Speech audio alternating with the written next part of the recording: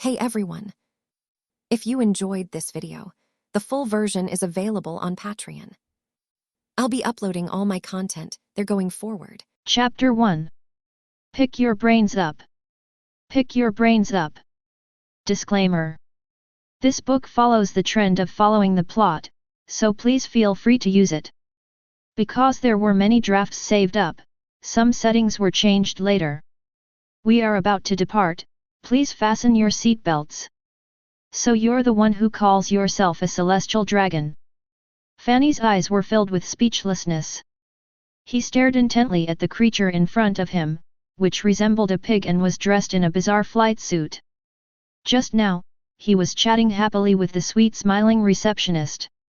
Just as the atmosphere was getting along well, this uninvited guest barged in like a gust of disgusting wind. As soon as Charles Saint entered, his eyes were drawn to the beauty of the receptionist. The greed and desire revealed in his eyes were like a hungry wolf seeing a lamb. They were extremely thirsty. Well, he simply enjoys destroying beautiful things. He made no attempt to conceal his wicked intentions and shamelessly demanded that the girl become his slave. As someone who has received 9 years of compulsory education and whose heart is full of justice and equality, how could Fanny tolerate such evil deeds? In his eyes, the so-called celestial dragons were nothing more than the rotten remnants of the feudal era. It is a stumbling block to social progress. Although Fanny usually disliked killing, the anger in his heart was now burning and about to erupt. If it weren't for the consideration that causing too much rioting in this public place would harm innocent people. He desperately wanted to hang this despicable fellow on a street lamp immediately to demonstrate the justice of the working class and peasantry. Suppressing his rage, Fanny decided to teach this arrogant celestial dragon a small lesson first. He flashed forward, moving with lightning speed, and delivered a resounding slap. A crisp snap echoed through the bar. The slap, imbued with Van Nistelrooy's displeasure, caused Charles Saint's head to tilt to the side, leaving him momentarily stunned. "You dare hit me? You ant! Where's CP? Is he dead?"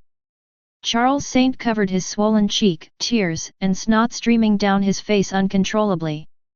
This black-haired, bespectacled man is so rude.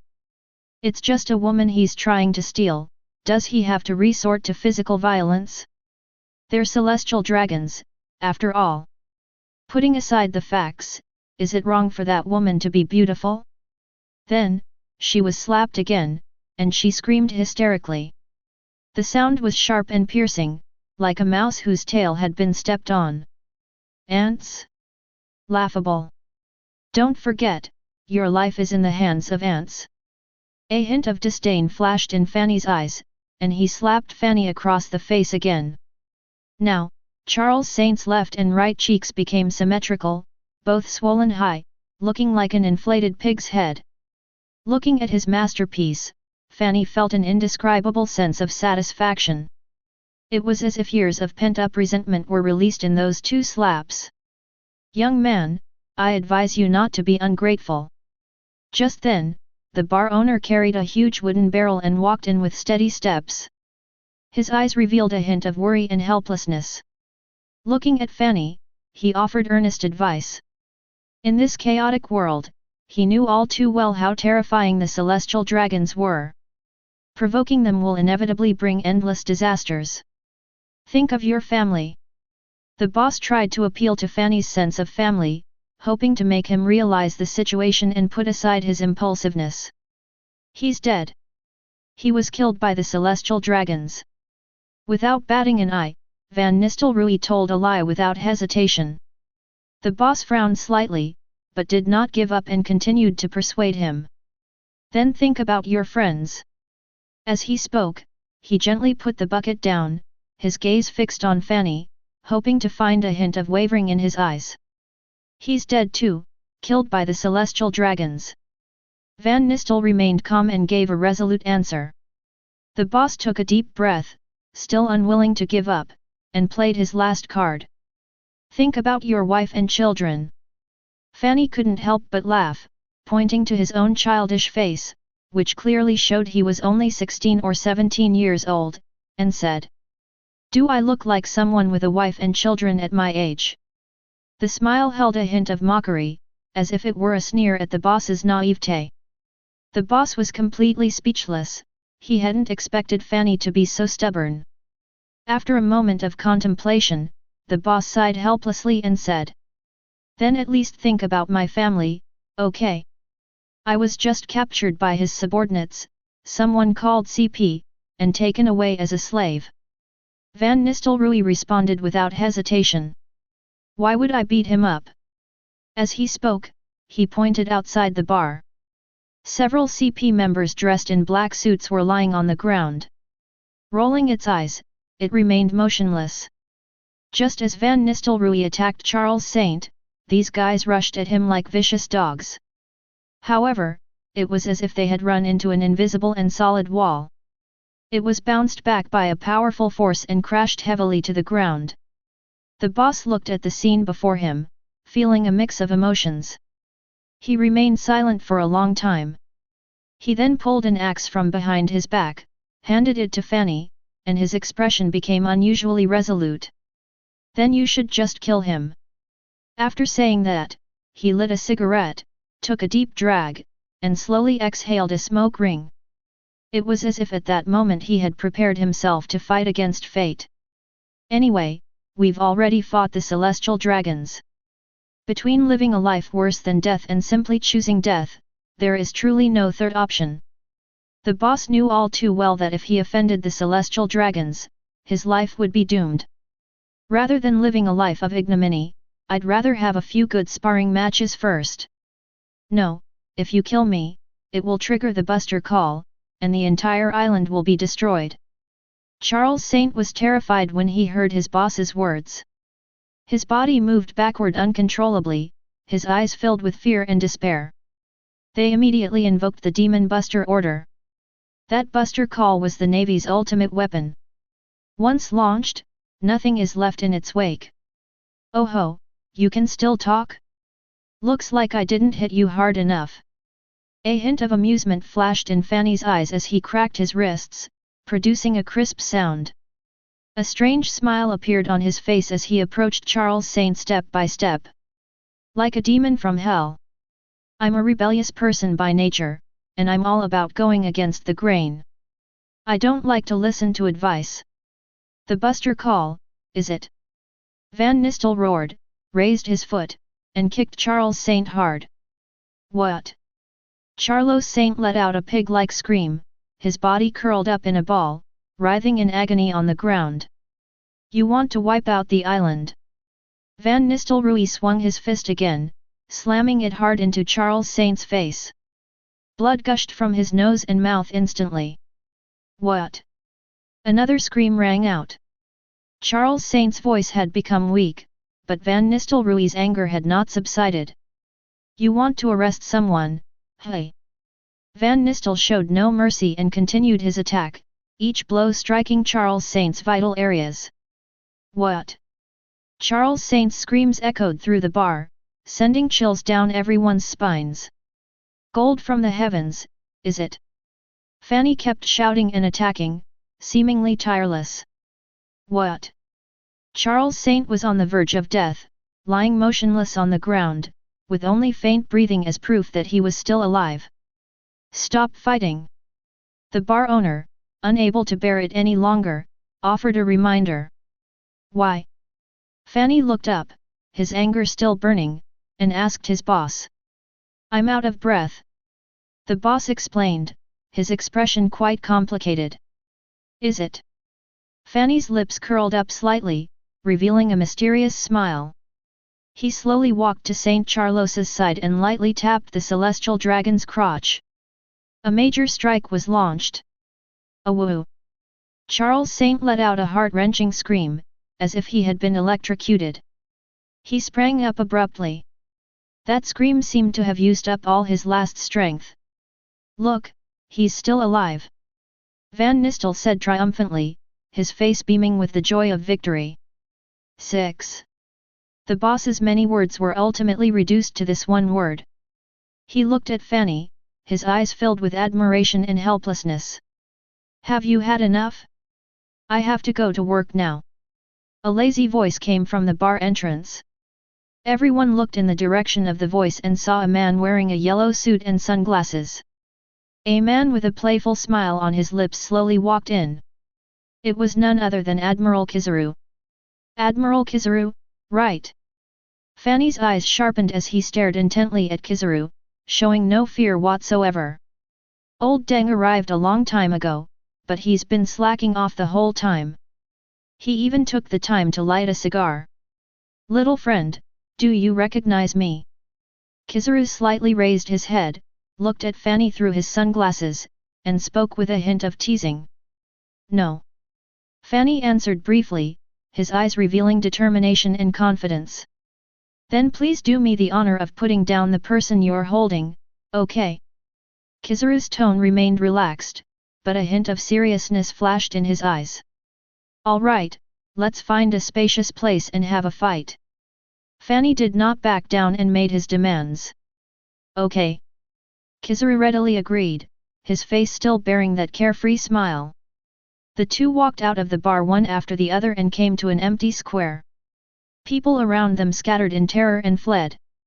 They knew that the battle between a marine admiral and a young man who dared to challenge the celestial dragons would be a thrilling and spectacular one. Once you're caught in the crossfire, you'll be badly injured, if not killed. They won't even have a complete corpse when they die.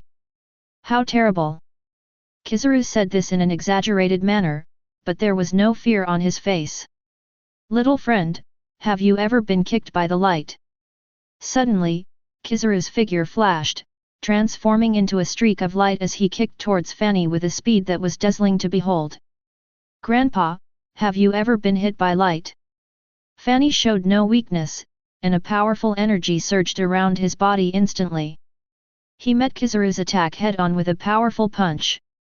8 feet long, a jade megatama. Kizaru shouted and his hands moved rapidly. Countless golden light projectiles rained down on Van Nistelrooy, illuminating the entire sky. Lightning, ion light speed fist. Fanny was not to be outdone, his fists became countless afterimages, surrounded by blue lightning. Carrying powerful electric current and force, it charged towards those light projectiles. Then a series of explosions were heard. The light bullet collided with the fist, producing a dazzling light and a tremendous impact. Ouch, that hurts. Is that supposed to be domineering? No, it's not. During a lull in his attack, Kizaru noticed the unusual power of Fanny and couldn't help but feel a little surprised. Too late, Pegasus, Comet Fist. Taking advantage of Kizaru's surprise, Fanny launched a fierce attack. His body, like a galloping steed, charged towards Kizaru with boundless momentum. The force of the fist transformed into a celestial horse, streaking across the sky like a comet, carrying destructive power. You've got some skills, kid. At the last moment, Kizaru activated his elemental transformation, dodging Fanny's attack. A hint of appreciation appeared on his face. However, his back was already a bloody mess. He never expected that this seemingly young boy would possess such formidable strength. Grandpa, you're the same. Fanny wiped the blood from the corner of his mouth and looked at Kizaru with a determined gaze. This battle made him realize his current strength more clearly. It's a pity. After fighting a celestial dragon, it will be difficult for you to become a marine. Kizaru sighed slightly, seemingly regretting Fanny's future. Looks like I need to get serious. Fanny took a deep breath, his gaze becoming even more focused. It unleashed its full potential. The essence of light, Amaterasu. Kizaru clasped his hands together and muttered incantations. Then a huge golden light shot out from his hand, as dazzling as the sun, and swept towards Van Nistelrooy. Wherever it went, everything was swallowed by the light. That was a big one. Goodbye, telekinesis. Van Nistel felt the immense power of this move and dared not take it head-on.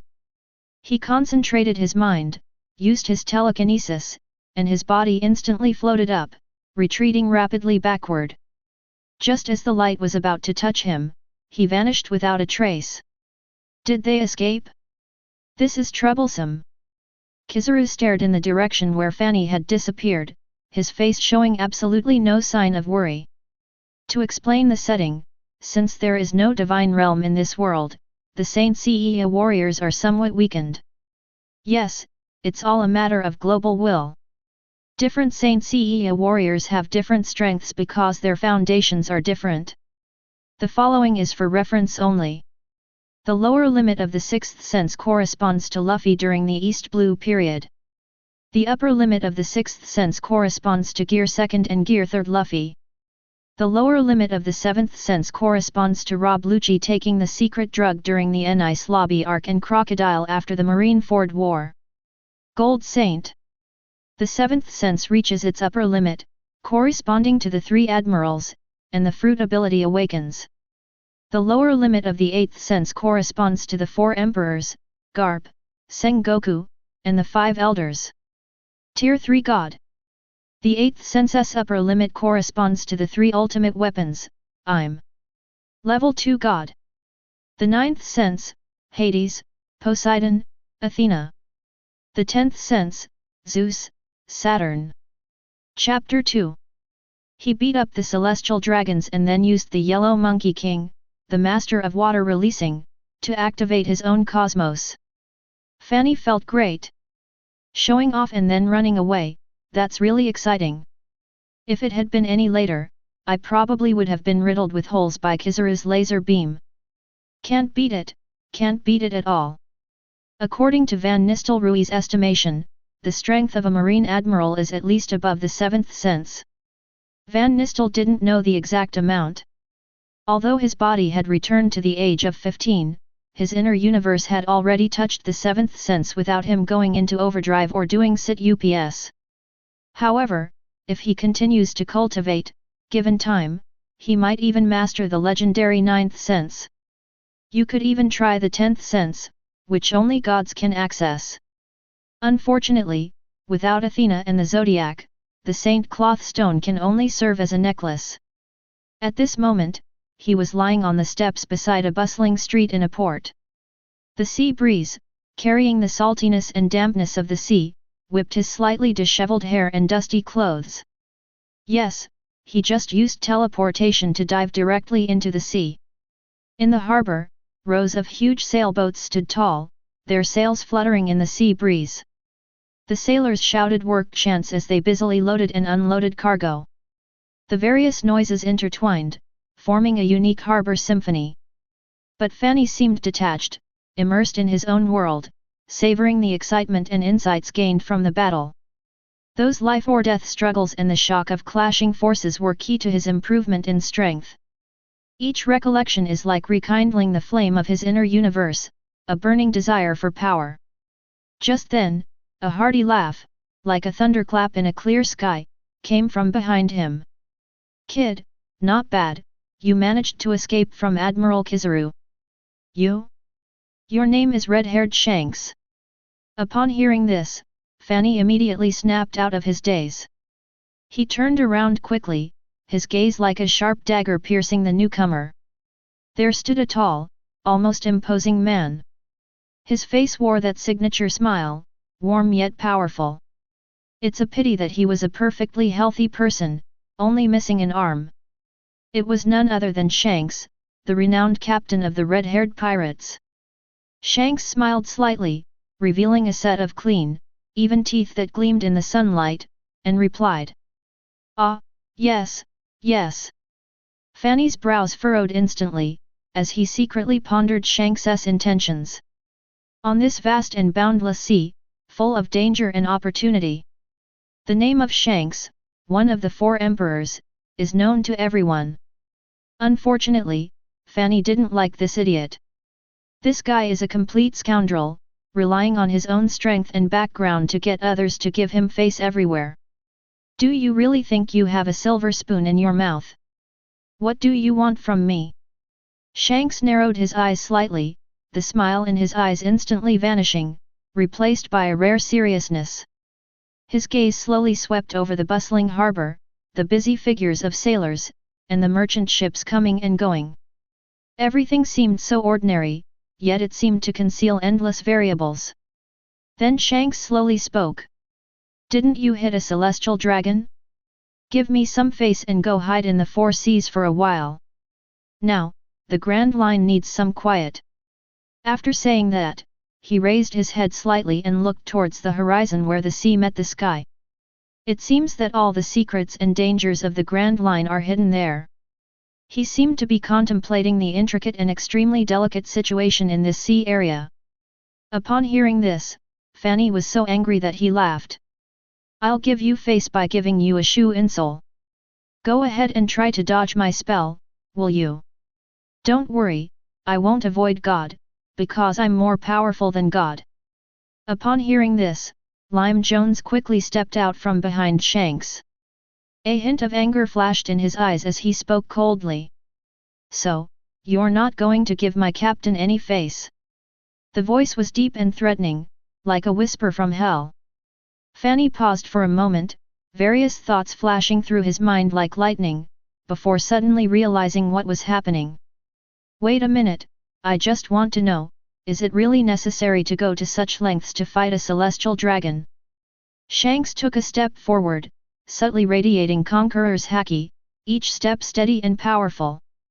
His previously relaxed expression turned unusually serious, and a hint of helplessness appeared in his eyes. He was about to speak and explain. We don't want to protect the celestial dragons, it's just... Before Shanks could finish speaking, Fanny impatiently interrupted him, shouting loudly. All right, I understand. The chosen one, right? Fanny's lips curled up slightly, revealing a hint of disdain. That smile carried contempt and mockery towards the so-called chosen ones, as if it were a sneer at the absurdity of the world. It's like everyone's seen a chosen one before. In the end, didn't the sixth brother from the God Realm win? Shanks was secretly startled upon hearing this, and a look of surprise appeared on his face. His pupils contracted slightly as he murmured to himself. As expected, observation haki was definitely the right thing to do. Fanny shook his head dismissively, a hint of confidence and nonchalance in his eyes. That's not necessarily true. His tone seemed to be declaring to the whole world that he did not believe in so-called destiny, but only in his own strength. At this moment, Beckman also slowly walked out from the crowd. He was tall and imposing, like a towering mountain, giving people an invisible sense of oppression. He had a cigar dangling from his mouth, smoke swirling around his face. His eyes were sharp as an eagle's as he stared intently at Fanny and questioned him. What did you do to our captain? His voice was deep and imposing, as if it could penetrate Fanny's heart. Instead of answering Beckman's question, Van Nistelrooy suddenly reached out his hand. A strange light emanated from his palm. The light, with its dreamlike colors, transformed into a serpent of interwoven, multicolored light, instantly enveloping Shanks' severed arm. The surrounding air seemed to freeze at that moment. Everyone held their breath, their eyes glued to the scene. Time seemed to slow down incredibly, 1 second, 2 seconds. Then, Shanks' satisfying groan broke the beautiful silence. Before long, a brand new arm began to slowly grow from Shanks' severed arm. Muscles, bones, and skin gradually become visible. It was as if time had reversed at that moment, reshaping the long-lost arm. Fanny looked at his masterpiece and said with satisfaction, I'm returning the arm you left in the East China Sea to you. The chosen one is mine. Upon witnessing this scene, Lime Jones's anger erupted like a burst dam. His eyes widened as if they were about to spit fire, and he shouted loudly. Damn it! Stop him! As he spoke, he stomped his foot hard, raising a cloud of dust. He charged forward like an arrow released from a bow, so fast that all that could be seen was a black afterimage. Fanny, however, remained calm, a mysterious smile playing on his lips, a smile that seemed to conceal endless secrets. He said softly, Goodbye, telekinesis, activate. Instantly, a faint light emanated from his body, like soft moonlight, enveloping him. He slowly rose into the air, the ground beneath his feet gradually receding away, until he disappeared from everyone's sight. Shanks' eyes widened, his face filled with shock. His mouth opened slightly, as if he had seen the most incredible thing in the world, and he shouted loudly. "Nanny!" Lime Jones looked around anxiously and angrily, shouting as he looked around. "Where are the people?" His voice echoed through the streets of the port, but received no response.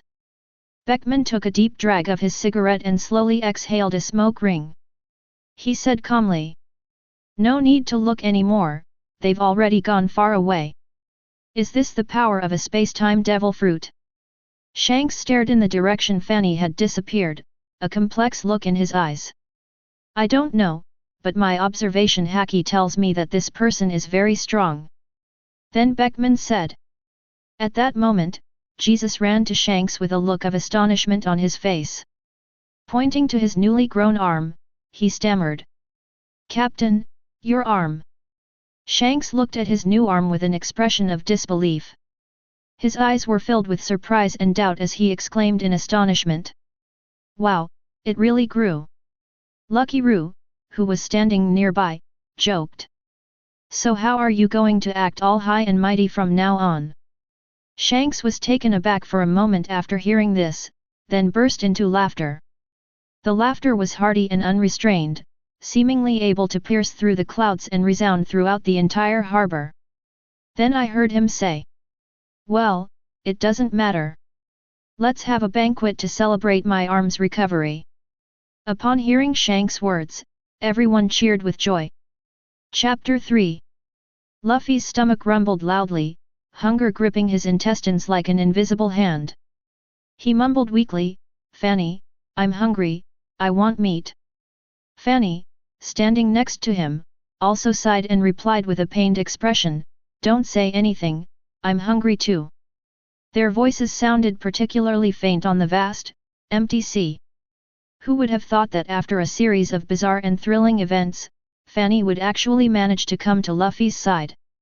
And by some strange twist of fate, he became his first crew member. Looking back on the twists and turns of the journey, Fanny himself felt like he was dreaming. Not long ago, Van Nistelrooy demonstrated his teleportation ability. Showing off and then running away is truly thrilling. Especially in front of the arrogant and pretentious Skox. He had intended to find a safe place to rest, but when he came to his senses, he found himself standing in front of Bartholomew the Great Bear. The moment Fanny saw the bear, he felt a strange sense of peace. In this world of One Piece, where powerful figures abound, the name of Bartholomew Kuma, one of the 7 warlords of the sea and the gatekeeper, is known to all. In Van Nistelrooy's eyes, he was the epitome of reliability. Replace sincerity with sincerity. Without hesitation, Fanny told Big Bear about his situation directly. From the bizarre experience of being transported to this world, to the confusion and exploration in this unfamiliar world. He poured out his heart without reservation. He even revealed all his plans that were not yet fully formed and were still in their infancy. Big Bear had no suspicion whatsoever about the harmless little guy in front of him. "I was going to die anyway, so it's nice to have someone to confide in before I die." Finally, Fanny carefully took the Athena sculpture from his pocket and solemnly handed it to the bear. "Tell him that this sculpture can cure all diseases." Then, taking advantage of the opportunity to shake hands with the bear, he passed on the key to the universe. Big Bear had no idea what Fanny was doing. But he knew it was for his own good. Unexpectedly, after Big Bear developed his own inner universe, Fanny discovered that his own inner universe had also grown a little. Although it was only a small thing, Fanny had a bold idea. Why risk your life for sit UPS? If you just bring the sanctuary over, you'll instantly gain the 8th sense. In Fanny's mind, there had always been a bold and certain conjecture. The most suitable human form for Athena in this world is one of these 2 girls, Nefit D. Vivi and Jewelry Bonnie. Fanny weighed the options in his mind, comparing and analyzing the 2 men's personalities, experiences, and various details. Vivi is kind and brave, and she will do anything to protect her country. Bonnie, on the other hand, acts mysteriously and exudes an unfathomable aura. After careful consideration, Fanny felt that Jewelry Bonnie was more suitable to cultivate the incarnation of Athena. As for Vivi, of course she'll be his wife. In his previous life, Van Nistelrooy was extremely envious of Saturn's power of time. Perhaps it was Fanny's sincerity that moved him, or perhaps it was their shared pursuit. Big Bear decides to help this stranger in a foreign land. With the help of the bear, Fanny felt the scene before him change in an instant. The next second, he flew towards Luffy's location like a cannonball. When he could see his surroundings again, he found himself landing squarely on Luffy's face. Luffy was stunned for a moment, then burst into laughter, his hearty laughter instantly closing the distance between the two. Van Nistelrooy recalled the changes in his strength with a wry smile. With his own cosmos, even without wearing a saint cloth, he had enough confidence to swagger around in front of Shanks. What infuriated him was that the Pegasus cloth, which had always fought alongside him, could automatically recognize him as its master. It seems that Big Bear has delivered the item to Bonnie as agreed. Moreover, Athena's power has also been unlocked. Fanny looked at Luffy, who was full of energy and called himself a rubber man, and was filled with doubt and helplessness. He kept asking himself, isn't this Luffy supposed to be Nika? How come even my Pegasus cloth flew onto him? This incomprehensible and bizarre phenomenon is also the main reason why Fanny was voluntarily kept by Luffy's side. The moment he crossed over into this world, his Pegasus cloth, which originally belonged to him, seemed to be summoned by some mysterious force. It broke free from his control and flew away. This sacred garment has traversed this vast world, crossing countless mountains and oceans, and experiencing countless twists and turns. In the end, he actually found his home in Luffy. Moreover, they are completely bound together and can never be separated again. Fanny, the God Slayer and once the strongest saint in the world, now faces such an awkward situation. The fact that the saint cloth recognized another person as its master was something he simply couldn't imagine. He secretly rejoiced that no one in the world knew him, otherwise, he would have been utterly humiliated. Now, Van Nistelrooy faces three distinct paths, and he must make a crucial decision about his future. My first option is to join the Navy. But as soon as the idea flashed through his mind, he decisively rejected it. There was no way around it, the grudge between him and the Celestial Dragons was simply too deep. In Fanny's eyes, the Celestial Dragon's face was like a powerful magnet. His fist was like an iron block that had been attracted. Whenever he saw the Celestial Dragon's arrogant demeanor, his anger would burn uncontrollably. That go ahead and hit me attitude was simply an irresistible reason for Van Nistelrooy to take action. Therefore, he himself had effectively blocked the path of joining the Navy. Of course, there is still a little room for maneuver. The second option is to become a pirate hunter. Fanny frowned, carefully weighing the options in his mind. But the thought of the world government and the Navy's behavior sent chills down his spine. Given their style of doing things, if I were to choose to become a pirate hunter, I might end up following in Zoro's footsteps at any time. Zoro willingly allowed himself to be captured by the Navy and suffer all kinds of torture. If I were to fall into that situation, not only would I not make any money, but I might also end up losing both my money and my life. It's really worth it. Thinking about this, Fanny shook his head and decisively abandoned the idea. After much thought, only the third option remained, to become a pirate. At first, Fanny was extremely resistant to this kind of thing. He is a Saint Seiya, the embodiment of love and justice. In his mind, becoming a pirate meant going against his beliefs. It means going further and further down the path of crime. But after thinking about it, it doesn't really matter. Pirates like Luffy are more like adventurers than pirates. As for hanging out with Durag, Van Nistelrooy thought it was utterly absurd, practically a joke. Indeed, he did possess the skill to slay dragons. Moreover, after countless practices and trials, he has reached a state of great mastery. With his skills, he had the power to overturn the world. But even if he really did overturn the world with his dragon-slaying skills, so what? In Fanny's view, history is like a cyclical circle, constantly repeating itself. Today he led his men to overthrow the celestial dragon's rule. Years later, their descendants might also be tempted by power and desire, becoming new oppressors and repeating the mistakes of the celestial dragons. Fanny stood on the beach, gazing at the surging sea, and a strange feeling welled up in his heart. He had a vague feeling that during that blank century of history, someone might have already accomplished the feat of overthrowing the world. It is even possible that they have already succeeded.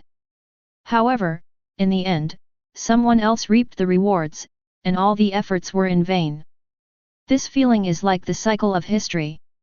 At this moment, this reminded Fanny of a player surnamed Yuan who had his portrait printed on silver coins. Fanny was struggling internally. He didn't know where to go. He paced back and forth on the beach, the sand crunching under his feet. The sea breeze howled past, ruffling his hair, but it couldn't dispel the gloom in his heart. "Fanny, what's wrong? You look like you have something on your mind." Luffy appeared beside him at some point and asked with a concerned expression. Fanny looked at Luffy's innocent smile and his heart stirred.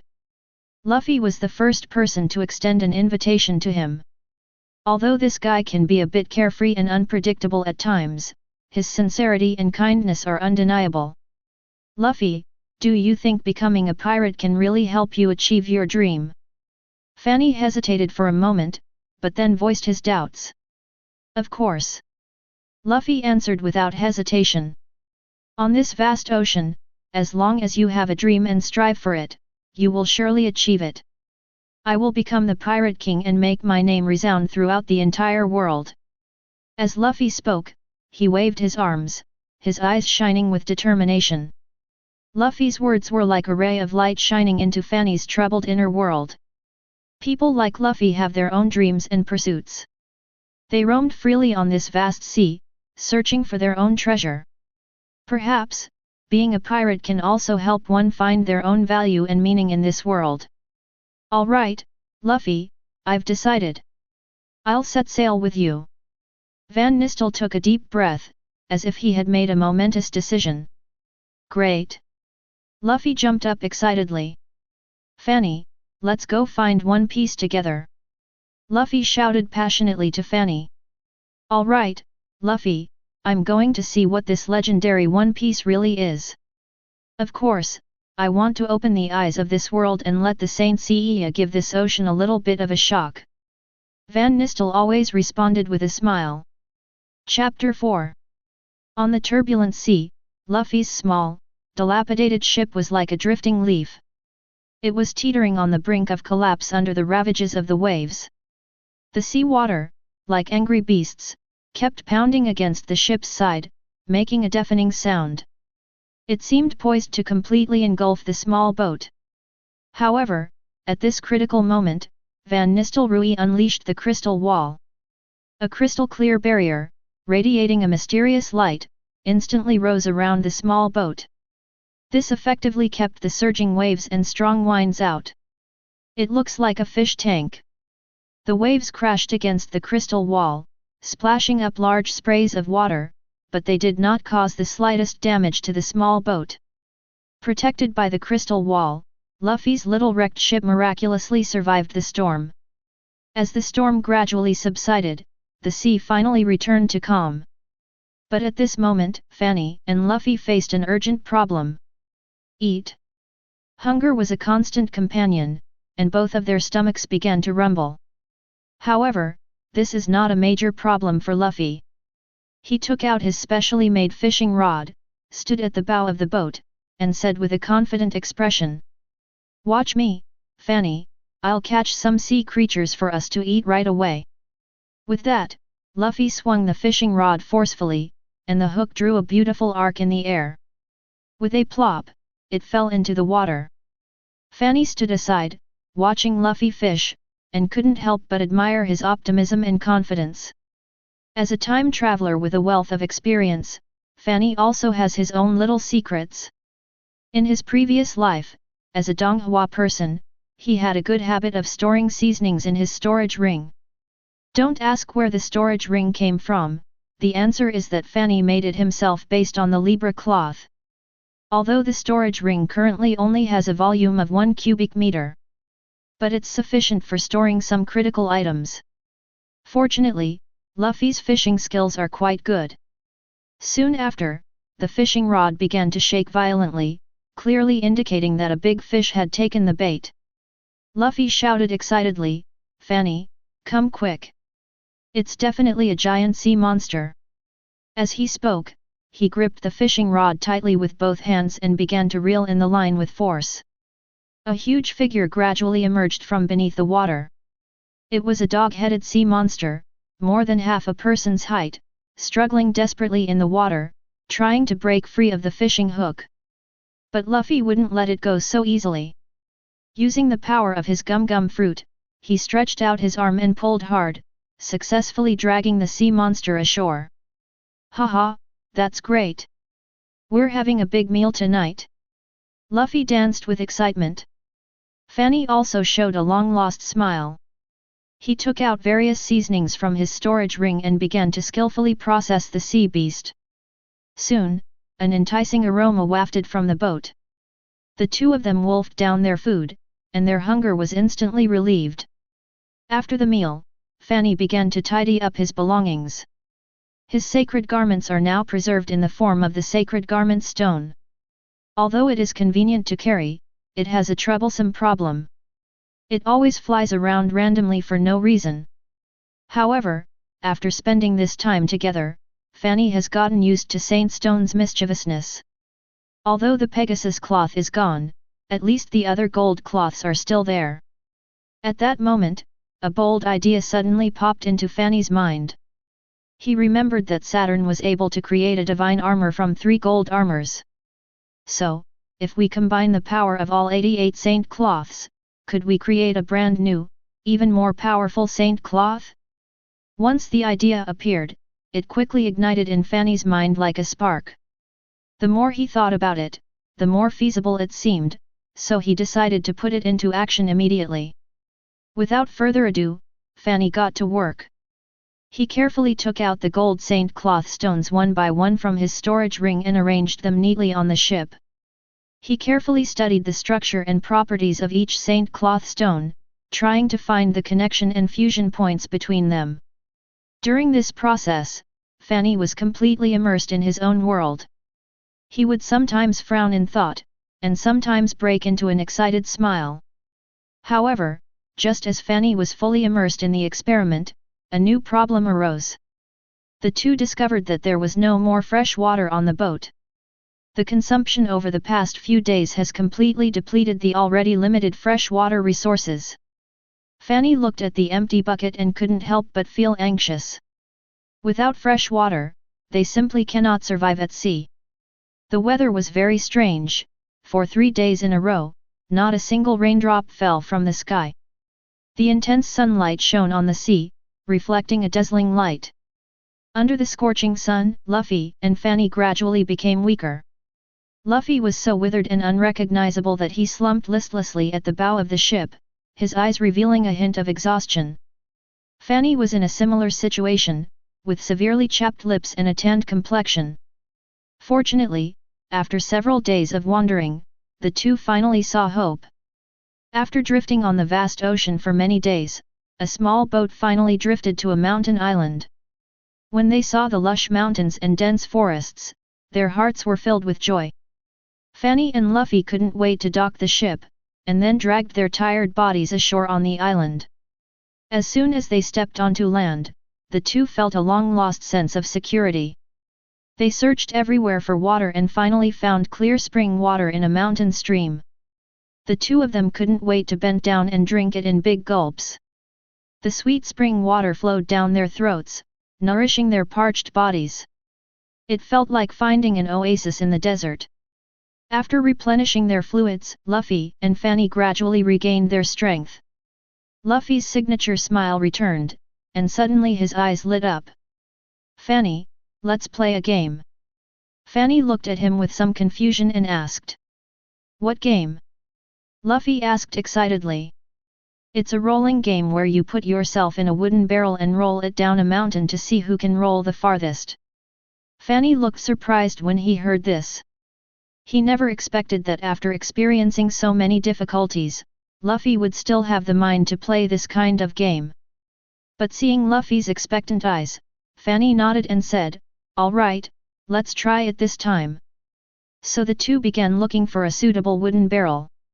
In an abandoned warehouse on the island, they found 2 wooden barrels of the right size. Luffy eagerly jumped into a wooden barrel and curled up his body. "Fanny, watch out, I'm about to go." Having said that, he used the acceleration provided by the rubber bell to launch himself out like a cannonball. Fanny stood aside, watching Luffy's actions in surprise. Luffy's barrel was seen rolling rapidly down the hillside, its speed increasing faster and faster. As the barrel rolled, it constantly collided with stones and branches, making bang-bang sounds. Luffy was shouting excitedly inside the barrel, as if this wasn't a dangerous game, but a thrilling adventure. However, things did not go as Luffy had imagined. Because of its high speed, Luffy's barrel suddenly lost control when it rolled to the bottom of the hill and flew straight into the sea. Fanny watched in horror and shouted, "Luffy!" But it was too late. Luffy's barrel arced through the air before plop falling into the sea. Just then, a huge, strange fish swam rapidly up from the seabed. The fish had clearly been waiting nearby for a long time. It opened its blood-red maw and swallowed Luffy in his barrel whole. Fanny stood on the shore, staring in disbelief at the scene. Chapter 5. Yes. I, Fanny, am an orphan in this life. I was adopted at a young age and became someone's child husband. Now, I'm happily enjoying the comforts of being a kept man. If I hadn't discovered right after getting married that this was a post-Saint Seiya world. My name is Fanny, and in this life, the gears of fate have drawn me into the world of Saint Seiya. He became the new generation of Pegasus Saint. When I heard the news, I felt a mix of emotions. To be honest, I was completely against Pegasus. In this world where powerful beings abound and gods reign supreme, I am acutely aware of my own insignificance. Compared to those high and mighty gods who possess the power to destroy the world, I am nothing more than an insignificant ant. Every time I think about fighting against the gods, an overwhelming fear surges within me. I often ask myself, can a mortal like me really shoulder the heavy responsibility of being the Pegasus Saint? As a person from Donghua, under normal circumstances, my first choice would be the dragon cloth. The power of Draco is well known, even though the way it unleashes its power comes at the cost of self-harm. But that fearless and reckless fighting style deeply attracted me. Imagine yourself wearing the dragon cloth, wielding a sharp dragon shield and dragon fist. Shout out Lushan Rising Dragon Overlord. Charging into battle unstoppable, how awe-inspiring that must have been. However, fate always likes to play tricks on people, and this generation's Draco throne has already been claimed. He is a descendant of the legendary Saint Seiya Shiryu, Ryaga. What's even more enviable is that his master is the Libra Gold Saint of this generation, Lion Tiger. Faced with such a powerful master-disciple duo, I could only look on helplessly, my heart filled with frustration and regret. Since Draco is out of the question, I turned my attention to Phoenix. Phoenix, the constellation that symbolizes immortality and rebirth, possesses immense power that strikes fear into the hearts of many. Possessing the Phoenix Cloth means possessing boundless fighting power and tenacious vitality. For no other reason than the word strong, it is enough to make me yearn for it. So, without hesitation, I embarked on my journey to find the Phoenix Cloth. Along the way, I went through countless hardships, traversed numerous mountains and rivers, and overcame many difficulties. However, when I finally arrived at Death Queen Island, I found that the Phoenix Cloth already had a new owner. She was a dashing, wavy-haired woman. She wore the Phoenix Cloth, exuding a unique charm and a powerful aura. Looking at her, I knew that my fate with the Phoenix Cloth had also come to an end. 2 consecutive disappointments did not make me give up completely, so I started to look at other zodiac signs. Then, Cygnus came into my view. The Cygnus Cloth is not only stylish, but it is also said that the first Cygnus was the incarnation of Zeus's mortal son. Although this idea might give the impression of a traitor to India becoming one's father. After all, Athena was also Zeus's daughter. But looking at it from another angle, wouldn't this bring me closer to Athena? Moreover, Cygnus's freezing ability is extremely powerful in battle. Thinking of this, a glimmer of hope ignited in my heart. However, fate always seems to like playing tricks on me. The moment I had this idea, it was ruthlessly nipped in the bud. I never imagined that this Cygnus would be my brother-in-law. He is the younger brother of the girl I was betrothed to since childhood. The moment I heard the news, I was utterly devastated. In this world of Saint Seiya, finding a saint cloth that suits you is surprisingly difficult. Speaking of my background, I am an orphan in this life. Orphaned at a young age, in an era of war and widespread suffering. I am like a helpless lamb, wandering in the world. Fortunately, I was adopted by a kind family and became their child groom. At first, I didn't have many expectations for this kind of life. They were content as long as they had food to eat and a place to stay. However, as time went by, I gradually discovered that the family's daughter was gentle, kind, beautiful, and generous. We grew up together and spent many happy times together. Without realizing it, a deep affection developed between us. And so, I began a relatively peaceful life in this home. Every day, I help with some farm work that I can manage. In his spare time, he would stroll through the fields with his fiancée, enjoying the peaceful moments. I thought my life would pass by uneventfully like this. However, fate always takes an unexpected turn. Shortly after I got married, I accidentally discovered a secret of this world. This is actually a world of Saint Seiya from a post-era era. When I first saw the Saint Seiya warriors fighting in the sky, unleashing their powerful cosmos, the dazzling light and awe-inspiring power left me speechless. At that moment, the passion in my heart was instantly ignited. I longed to be one of them, to have that powerful strength to protect the people I love. Go and defend justice. So I started asking around about Saint Seiya and learning about the legends and characteristics of the saint cloths of each constellation. In my search for the saint cloth, I encountered countless setbacks and difficulties. Besides the experiences I mentioned earlier where I missed out on my desired saint cloth, I also encountered many powerful enemies. Some of them are dark saints who fight me to the death for the saint cloth. They are ruthless and will stop at nothing. Some are assassins from mysterious organizations, lurking in the shadows, ready to deliver a fatal blow at any moment. In every battle, I fought with all my might, relying on my tenacious will and indomitable spirit to turn danger into safety time and time again. However, I also suffered quite a few injuries during the battle. Once, during a battle with a dark saint, I was struck by his ultimate attack and seriously injured.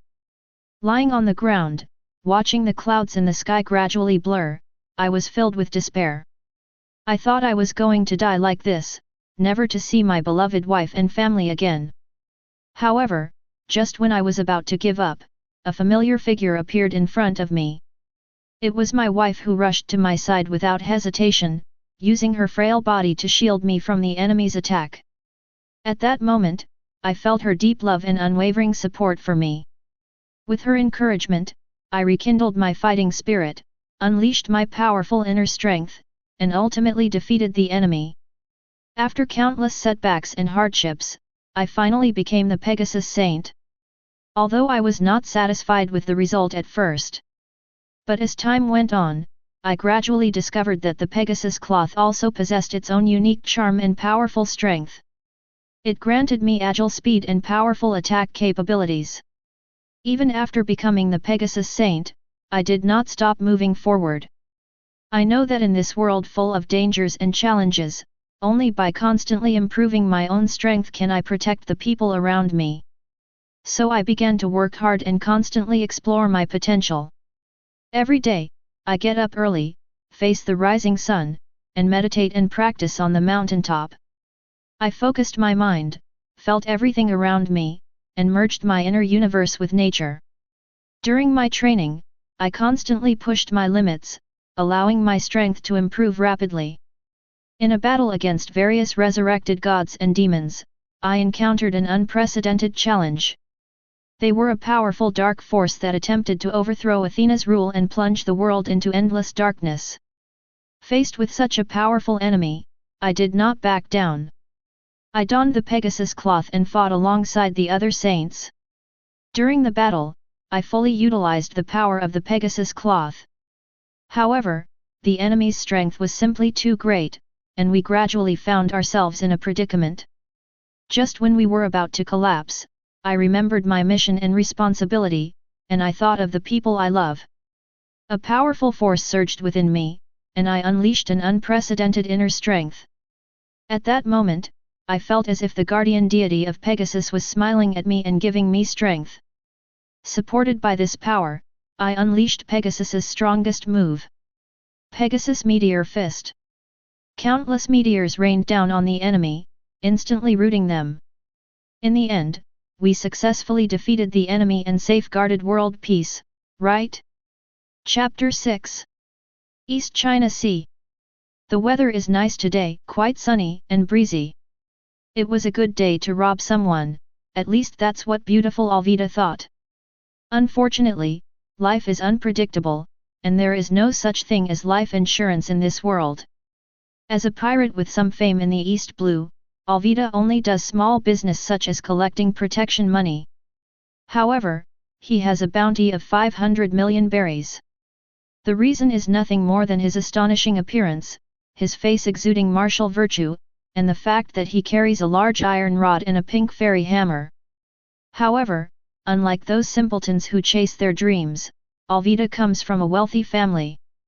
Simply because he was dissatisfied with the way others looked at him with discrimination, he gave each of them a fairy hammer in a fit of anger and simply went to sea to become a pirate. Alvida is in a good mood now.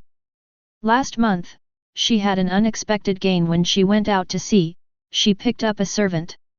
It's worth noting that ladies have a strong collecting obsession with pink things, especially Alvida. Yes, this unfortunate kid named Kobe also happens to have pink hair. I never expected this guy to be such a die-hard, insisting on going to the Navy, a profession with no future. It's hilarious. After some physical interaction, Kobe finally succumbed to Alvida's spiked club and was forced to become a handyman. Fortunately, Kobe was a warm-hearted guy with maxed-out life skills, and he quickly cleaned the ship spotless, so they were able to have a decent meal. Just as Alvida was about to order a return voyage, a burst of fire fell from the sky and pierced straight through the deck of her beloved small boat. Wow, the silver legend! Captain, it's a box. One of the bolder men went up to take a look, turned around and reported the situation. When the rest of the men saw that it wasn't an enemy shell, they all crowded around. Go away! Alvida flung aside the henchman beside her and went to check on the box lying among the wreckage on the deck. After checking several times, it was finally confirmed that this was not an ordinary box, but a square silver box full of antique carvings. The most obvious pattern is the pony statue in front of Alvida. At Alvida's behest, the underlings prepared to move the crates away and repair the damaged deck. You have to understand that this is the East China Sea, and this isn't the first or second time that things have fallen from the sky. It's a rather peculiar silver box. Last time, a winged animal fell out of it, though it resisted fiercely before escaping. Now, as long as what falls down isn't a sky island, or some self-righteous monster who makes fun of suicide, it's no big deal. Moreover, judging from the luster of this box, it must be worth a lot of berries, which is quite an unexpected bonus. Unfortunately, despite everyone's efforts, they couldn't move the box even an inch. Even Alvida's attempt to pry it open with her spiked club was futile, the box remained completely unmoved. Finally, exhausted and out of breath, the pirates had no choice but to part ways in a bad mood. After all, the goods were on the ship, and they couldn't run away anymore. If it's really a particularly valuable item, we can just sell the boat along with it. Anyway, this ship wasn't made of any precious materials, and now it's in such a bad state. Night fell, dark clouds gathered, and an unexpected storm was brewing. Young man, do you need power? In the corner, Kobe, who had just regained consciousness after being kicked unconscious by someone, heard a dignified voice in his ear. What? After a long day of work, Kobe felt pain all over his body and thought he must be hallucinating again, or it was some kind of clumsy prank by a pirate. Do you have a dream? Do you need strength? Young man. Now the authoritative voice was clearer, and Kobe took off his glasses and rubbed his eyes. After confirming several times that no one was around and that he wasn't hallucinating, Kobe dared to get up and look around. Following the sound, Kobe's gaze finally settled on the box that had fallen from the sky into the ruins. What should I do? Kobe looked around again and asked in a very low voice, afraid of being discovered. Place your hand on the box, boy. The box, with its irresistible allure, continued to transmit its message. Anyway, nothing could be worse than this. If Alvida didn't think of herself as a fairy, she probably would have dragged Kobe away by now. I'm only 14 years old. There's no law protecting minors in this world, and even if there were, it wouldn't be effective against unreasonable people like pirates. I endured the calm for a while, but took a step back and became more and more angry the more I thought about it. With that thought in mind, Kobe stopped worrying, quickly walked to the box, and placed his hand on it without hesitation. A ray of northern starlight pierced through the clouds and fell upon Kobe. The box opened, revealing a small blue, winged metal pony. The little horse's eyes flashed red, then it turned into a beam of light and became a pendant that landed in Kobe's hand. Then, Kobe passed out in bliss. Isn't this guy supposed to be the hidden protagonist? Why is he so weak-willed? Anyway, he's already agreed, so let's just leave it at that. Anyway, it's just an insignificant saint cloth, and it's even been cursed, which fits his reputation as the king of deserters quite well. A figure appeared beside Kobe, lifted Kobe's hand, smeared it with his blood, and left his fingerprint on a contract. Kobe had a very long dream in which he fought on the battlefield and was invincible for a goddess with pink and purple hair. Then, he was the first to be killed by a single glance from a certain god, dying peacefully without any pain or ripples. The scene changes, and it's the same story, the same goddess, but the way she dies is different, this time it's very painful. And so, after countless cycles of reincarnation, he finally woke up 2 days later. However, no one cared about his life or death at this point, because everyone was busy trying to save themselves from the sudden torrential rains of the past 2 days. Alvida was very upset, and not only her, the entire pirate crew was very upset. After that heavy rain, the valuable-looking silver box disappeared without a trace, and even the usually timid Kobe changed his personality. Although he still obeys orders, he has changed from being unable to lift a finger and has started exercising. Now even doing odd jobs involves carrying a heavy load, and the load increases every day. There's no time to communicate with the crew, frankly, it's just one-sided beatings. But every other day, Kobe, who was barely clinging to life, would be fully revived and full of energy again, continuing his fun-seeking behavior. As time went on, even Alvida, who couldn't help but join in beating up Kobe, started to feel the strain. Alvida also suspected that the box contained a devil fruit that Kobe had secretly eaten, so she threw him into the sea while he was asleep.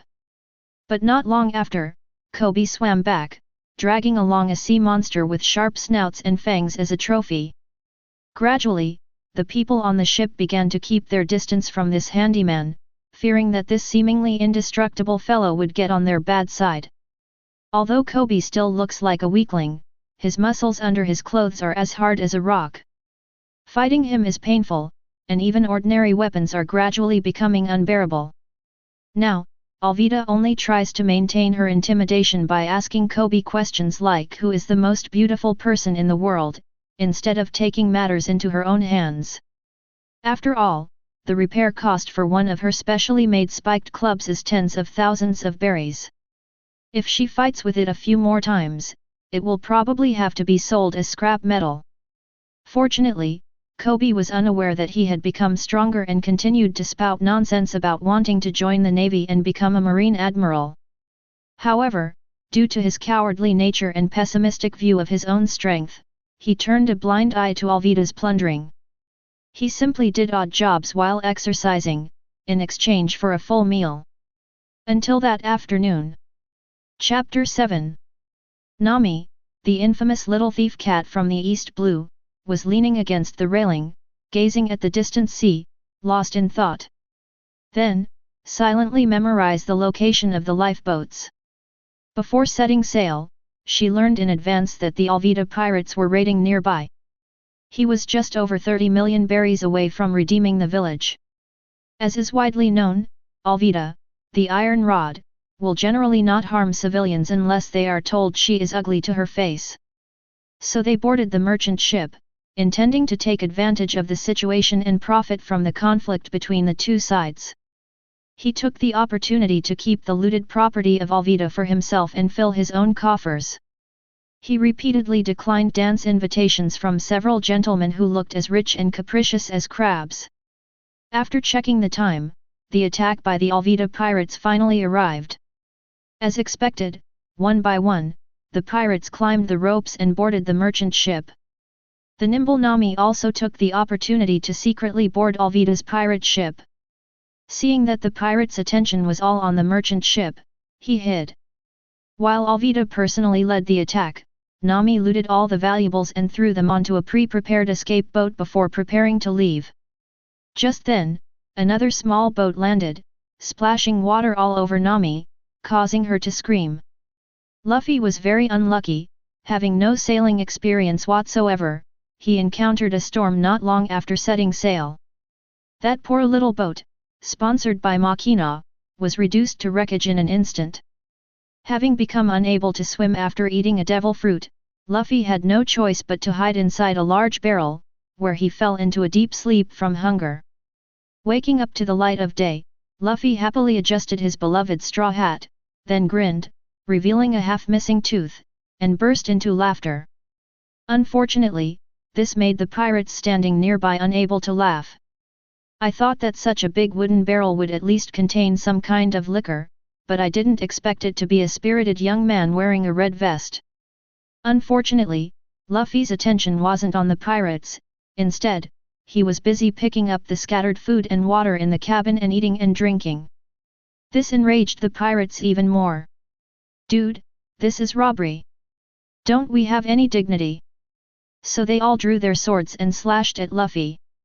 Although, after 6 months of training by Kobe, Alvida's pirates are now quite strong, even by East Blue standards, and worth at least tens of thousands of berries. Unfortunately, the Luffy they encountered was a rubber man who had eaten the most special devil fruit, the gum fruit. After expending a little effort to drive away the small fry with a few punches and kicks, Luffy, satisfied, prepared to continue his meal. Unexpectedly, a boy with cherry blossom hair and glasses, wearing a navy short-sleeved shirt, walked in on his own and picked up the fruit on the ground and ate it without any hesitation. When it comes to food, Luffy is never one to back down, so he sped up his pace. "Hey sir, it's dangerous here. You'd better run away right away." Although Kobe has become much stronger and more mature after 2 years of training, his kind heart remains unchanged. "Ha ha ha, how could that be? I'm going to be the Pirate King." Luffy looked at the straw hat in his hand and spoke seriously, then continued eating his food. "Okay." Seeing that Luffy didn't seem to care at all, Kobe knew that Luffy was someone with considerable strength, and continued to enjoy his food. And so, while smoke filled the air outside, the two boys in the cabin, each with their own dreams, tacitly enjoyed their meal and chatted away. Finally, after 2 long burps, the 2 portly men hummed a familiar tune and walked out of the cabin arm in arm. At this moment, Alvida is carrying a stick, threatening the poor people who are tied up in a row to say that she is the most beautiful woman in the world. As for the other pirates, since the merchant ships had been looted almost completely, they were all on the deck carrying supplies. Looks like it's not the pirate hunter Zoro. Kobe. Who is the most beautiful woman in the world? Seeing the 2 of them acting as if nothing had happened, Alvida was a little annoyed. After confirming that the person next to Kobe was not the swordsman who would attack anyone in sight, she immediately glared at Kobe. Then, of course it's Asia. Who is this ugly old lady? When Kobe saw Alvida lose her temper, he immediately prepared to try and fool her, but Luffy told the truth first. The situation immediately became very awkward. The pirates who were carrying the valuables immediately put down what they were carrying and took a few steps back in unison. Enraged, Alvida swung her iron bar and slammed it down, sending splinters flying. Luffy and Kobe leaped away to avoid it. Seeing their captain make a move, the pirates tacitly ignored Kobe and charged at Luffy with their weapons. Luffy casually dodged the attacks, extending his long arms and legs to easily defeat all the pirates charging at him. Very good. Sign. Seeing that her subordinates were all lying on the ground, Alvida leaped up and swung her spiked iron club, smashing it down unstoppably from behind Luffy. This, delivered by Alvida with all her might, would at least result in a level 2 disability in the East Blue, where haki is not yet widespread. Upon seeing this, Kobe immediately crossed his arms and stood in front of Luffy without hesitation. At the critical moment, the blue necklace on Kobe's chest suddenly lit up and transformed into a suit of armor that draped over Kobe's body. The wolf-tooth iron club clashed with the armor, and with a muffled thud, it turned into a pile of fragments. Wow, so handsome. So you're a Saint Seiya too. While Kobe was still marveling at how the pendant had transformed into a saint cloth, Luffy looked at Kobe with starlight in his eyes and envy. Saint Seiya? What's that? And why did you say also? Kobe was a little confused by Luffy's string of words and scratched the back of his head somewhat embarrassedly. Because I am a Saint Seiya too. Luffy pulled a blue pendant from the gap in his straw hat and tossed it out gently. The pendant transformed into the image of a silver horse, landing on Luffy and turning into a red patterned silver armor. I am Monkey D. Luffy, a Pegasus saint who dreams of becoming the Pirate King. Deadwood, Deadwood, fall. Pixar, Meteor Fist. After Luffy reintroduced himself, he swung his arm back to gather strength, then swung it forward. Countless fist shadows transformed into starlight, carrying the shouts of Pegasus, and flew towards Alvida, who was preparing to launch a sneak attack beside Kobe. Just as Kobe was about to ask something else, the exclamations of the pirates beside him interrupted his thoughts. Holy crap, the Navy is here! Run! Seeing the warship getting closer and closer, Luffy decisively ordered the already terrified pirates to lower a lifeboat. However, the small boat fell too fast, splashing up layers of waves, as if it had wet something. Deadwood, Deadwood, fall, slingshot. However, Luffy was too busy escaping to pay attention to Nami's murderous glare as she was soaking wet. He used his arms as a slingshot to launch the small boat. Kobe and Luffy took a small boat to get some water. After all, it's a pipe dream for someone on a pirate ship to say they want to be a marine. They'd almost certainly be arrested and used for military merit. On the boundless sea, Luffy tells Kobe about his past. He also explained why he became a Saint Seiya. And there was also the companion who brought him the Saint Cloth, his first crew member, Fanny. Chapter 8. Luffy has gone missing. The barrel and the big fish disappeared together.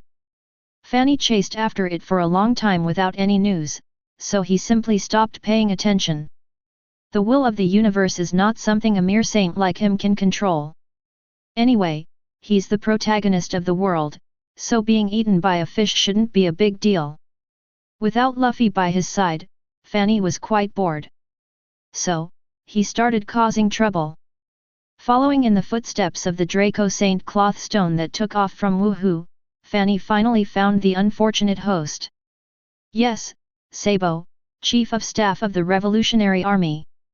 Then, taking a GM army ship, we made a detour to Windmill Village. Out of humanitarian concern, Fanny casually slaughtered a giant king of the nearshore seas. Unexpectedly, they discovered the bandit king, Sig, inside its belly. That unlucky guy is still alive. And they're doing quite well. They're practically married and have children inside the belly of the king of the near seas. If the king of the near seas were to swallow another woman. The monsters in One Piece are all really hungry, they eat anything. As a result, they all suffered from indigestion. They still won't take digestive aids.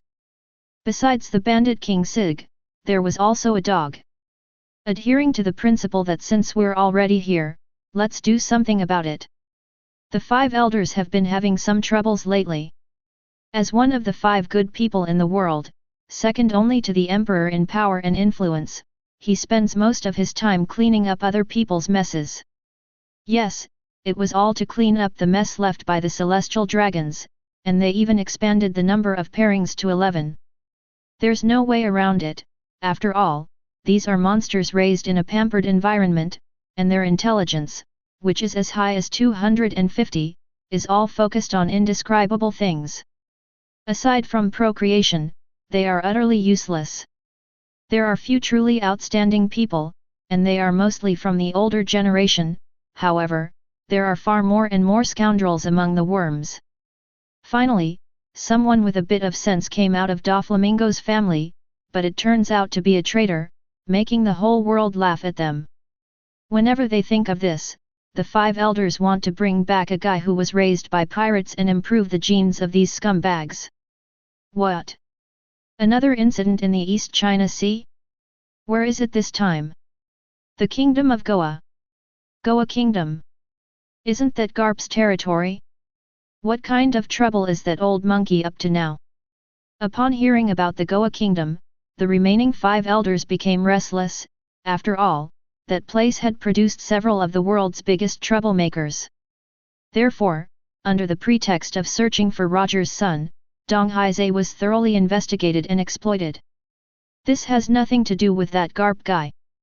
To be precise, it's at most an internal struggle within the Goa Kingdom. The king of the Goa Kingdom once defied the authority of the world government, thinking that he could avoid paying the celestial gold by pleasing some celestial dragons, so he was punished. Recently, the plot to usurp the throne by Sir Ateluk III, the future ruler of the Goa Kingdom whom we have been supporting, and his adopted son Steri, has been discovered. Then the Ateluk III family, with the help of CP, tried to seize power by force, but were defeated by mountain bandit King Sig hired by the old king. Unexpectedly, Sabo, the eldest son of Ateluk III who was confirmed dead, suddenly returned and pointed out the king's 10 major crimes, each of which was horrifying. The Ateluk family, once universally reviled traitors, were transformed into patriots advocating for the people. Amidst a crowd of support, Ateluk III ascended the throne and declared the removal of the wall separating Hightown and Central Street, and promulgated a number of policies that benefited the people. The bandit king, Sig, realized that he was no match for the combined attack of CP and Sabo, who was wearing blue armor. He injured CP and escaped with his men in the chaos. Fortunately, the celestial dragons who went to the Goa Kingdom were in a bad mood and turned their ship around to go bird watching in the West Blue, so they were not harmed. It's Saint Seiya again. This unknown and transcendent power must be mastered by us. Increase the bounty on this bandit king, Sig, by 3,000, no, 58 million. Yes. And so, the 5 elders' internal meeting ended with an increase in the bounty for the bandit king, Sig.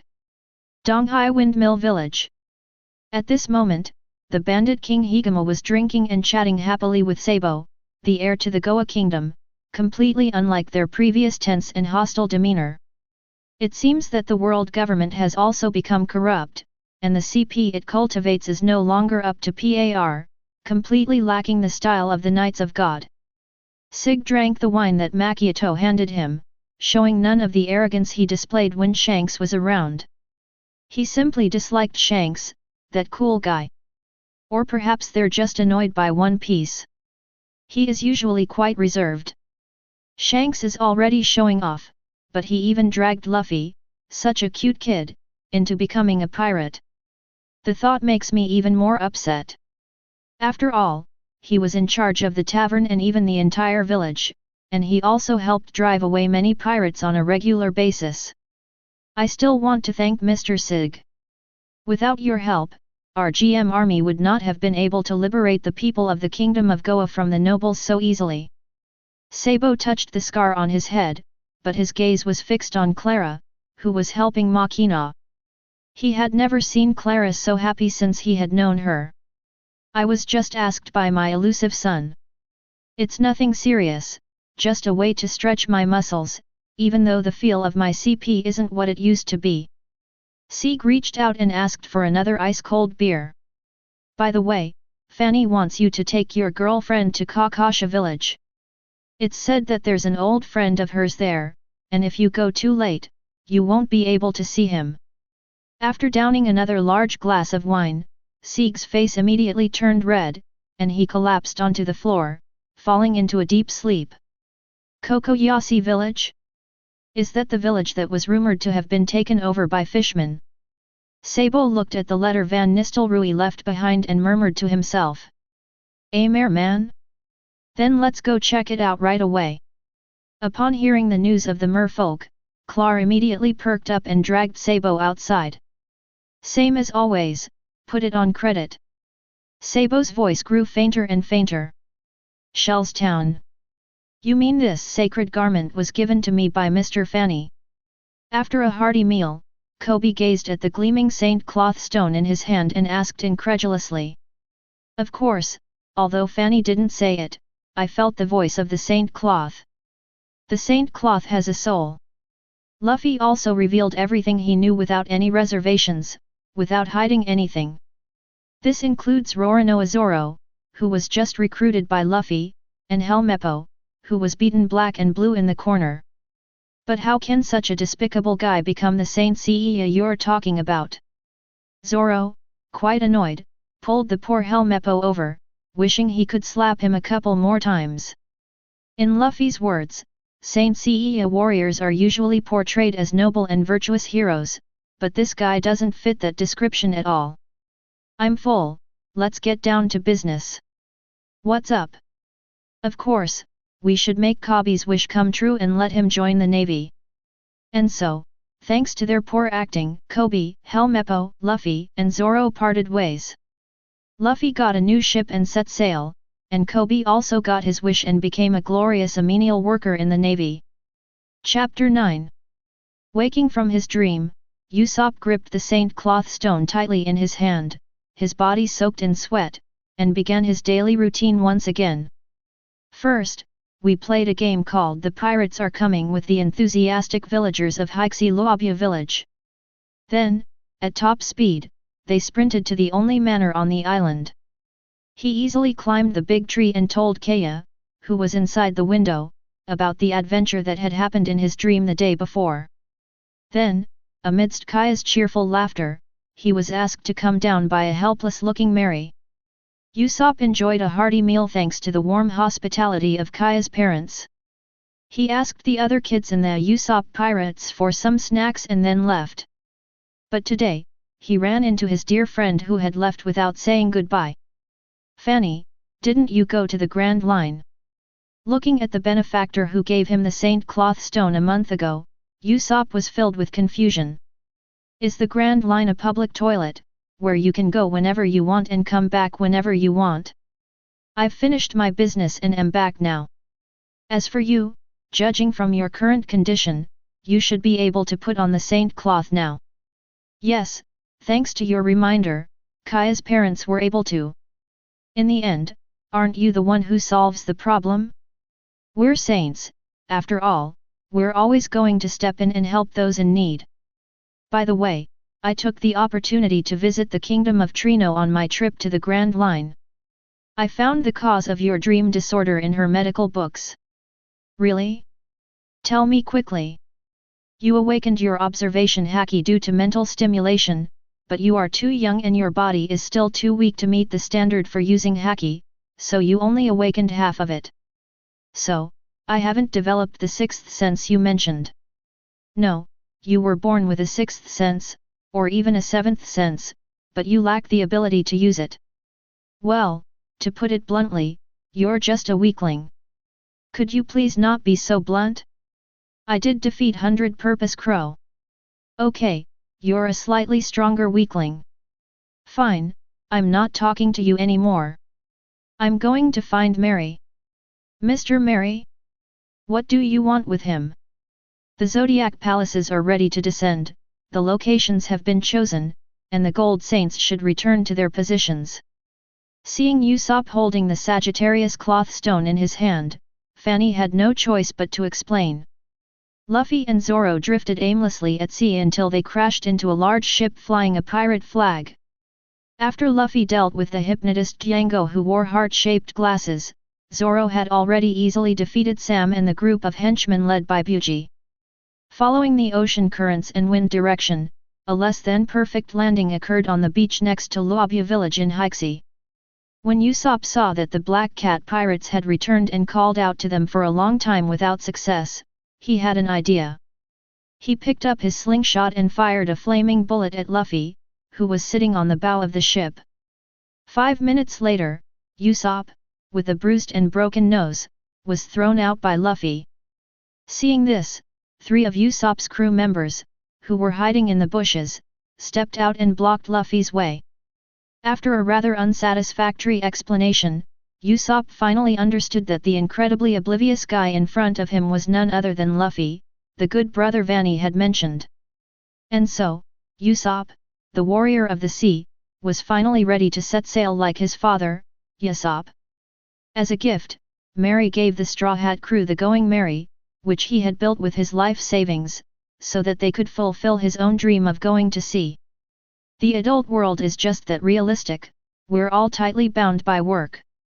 Kaya originally wanted to sneak onto the ship, but unfortunately she boarded the wrong ship and encountered Nami, who was hiding on it. After screaming in unison, the two had no choice but to disembark.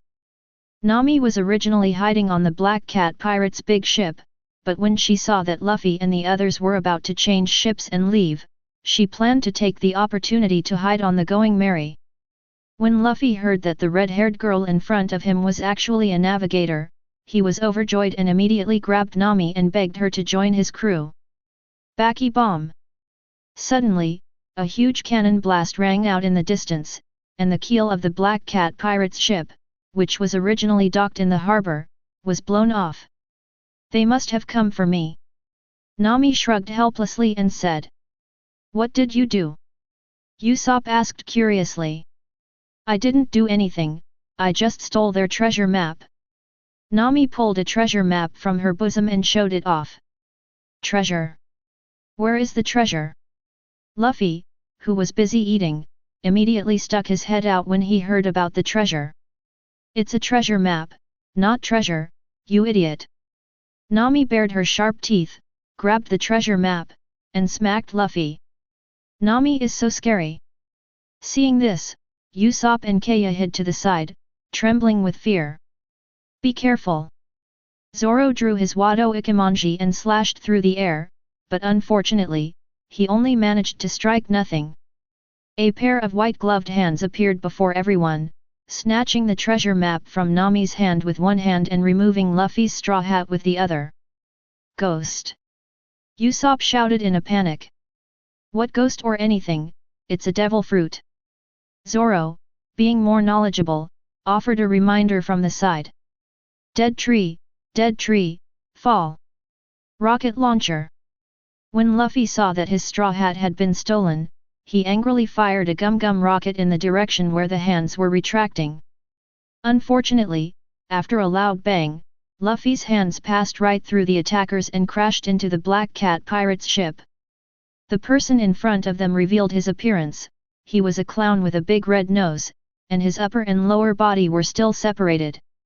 Is this magic? This is terrifying. Usopp broke out in a cold sweat and pulled Kaya and the three little ones to hide to the side. Nami followed suit and hid as well. Where did this straw hat come from? Red Nose looked at the familiar straw hat in his hand, his heart filled with mixed emotions, his face contorted with rage. Ah, Shanks gave it to me. Luffy picked his nose and said self-satisfiedly. Ah, Shanks, it's all right now. I thought it was. What?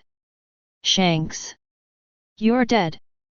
With that, Bucky's face contorted with rage, and he plunged the dagger in his hand deep into his straw hat. East China Sea, Windmill Village. I'm back. How's my farming going? Looking at Sieg, who was lying drunk in the tavern. You brat, you've only come back once every few months, and all you're thinking about is your little piece of land? I almost died at Sabo's hands. Can't you even care about me? I don't care about that at all. The great bandit king, Sig, is someone who killed the king of the near seas. How could he possibly lose? Thanks to you, I've got a bounty of 58 million. How about you settle the tavern's accounts first? Makina said that if I don't pay back the money, she'll take your land to pay off the debt. Don't listen to his nonsense, I never said that. Makina, resting her chin on her hand at the bar, gave the two of them a disdainful look. It's all right. When Shanks comes back next time, we'll have him pay for it too. After all, he's one of the 4 emperors. If all else fails, he can exchange himself for the bounty. You agree, right, Sister Makina? Money doesn't matter, but do you have any other way to get that guy to stay longer? Upon hearing news of Shanks, Makina immediately perked up. Of course, don't say it was me who said it. Okay, this meal is on me. First do it like this, then do it like this, and then take it down. Oh, you think that works? Ah. Thus, when Shanks returned to the East Blue to leave, he was held back for a long time by Makina's defenses. This is all a story for later. Chapter 10. I'm so hungry. I really want to eat meat. Give me some meat. Luffy's face was full of wrinkles, and he was leaning against the railing of the Going Merry. Its hands hung limply, causing several carnivorous fish below to leap up in a frenzy. Unfortunately, Luffy was completely exhausted and could only watch the fish leave. After easily defeating Buggy the Clown and his crew, Nami repaired Luffy's straw hat. Then Luffy, in his familiar manner, tied his arm around him and pulled him onto the ship. Fanny, when are you coming back? Shut up. If you hadn't asked Zoro to give us directions, would we have been running around aimlessly for so many days? Nami was truly speechless at Luffy's brain-dead captain. Zoro, who seems the most reliable and is known as the pirate hunter, turns out to be a complete idiot with no sense of direction. God knows how this guy managed to make it all these years. That's it. Usopp chimed in from the side. And you, saying you should trust a swordsman's intuition? I don't believe you for a second. Smime say. All right, I'll take the navigator's directions from now on. The price is tentatively set at 10 berries per day. Nami clapped her hands, pulled Luffy up, and offered herself a price. I have no objection, anyway I don't have any money. Usopp spread his hands. I have no objection, since it doesn't cost me any money anyway. Zoro blushed slightly and turned his head away. I'm hungry. All that could be heard from below was Luffy's groan. Okay, unanimously approved. Now let's address the captain's stomach problem first. I know there's a famous floating restaurant nearby called Barity, so let's eat there first. Have a meal. It is good. Set off. Air shock. Is this really the end? Ace felt as if all the bones in his body were shattered. He lay on the broken ground, panting heavily. The once blazing flames on his body had dwindled to just a few scattered sparks. The red gemstone hanging around her neck kept flashing, as if it were telling a story. Sure enough, the old saying is right, even dogs won't eat roasted fruit. Not bad, kid. You actually managed to hurt me. Too bad, you've run into me, Whitebeard. A large, white-bearded man was seen holding a naginata, his charred chest exposed. And burnt chest hair. Just like that, a hand was stretched out. Standing so proudly in the sunlight is none other than Edward Newgate, the captain of the Whitebeard pirates. Do you want to win?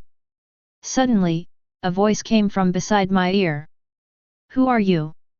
Who I am is not important, what's important is that you just lay there like that. How did that guy choose this year's saints? What happened to that damned inheritance of wool?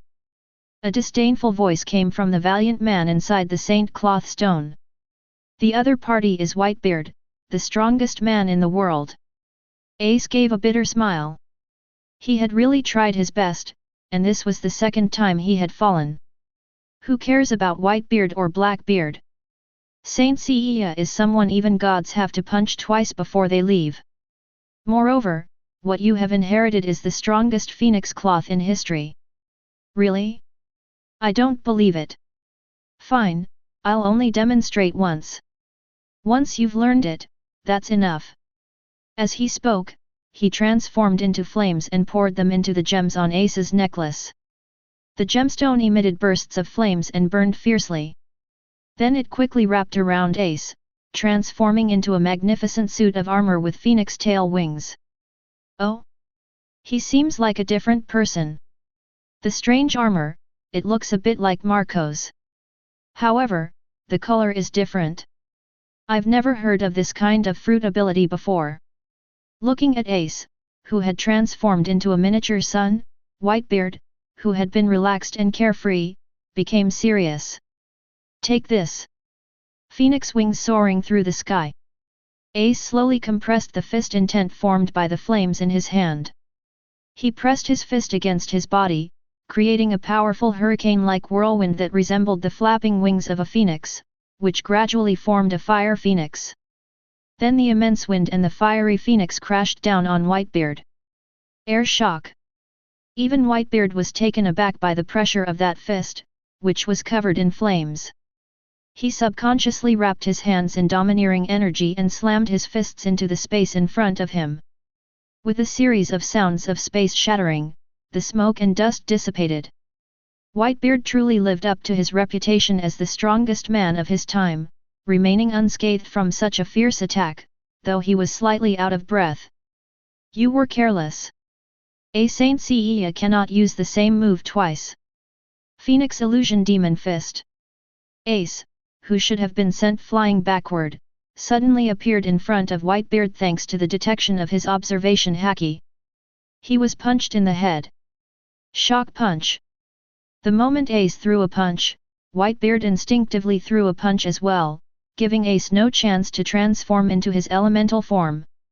Ace flew out like a rag doll, his phoenix cloth turning into flames and returning to its cloth stone form, which then went back to the necklace.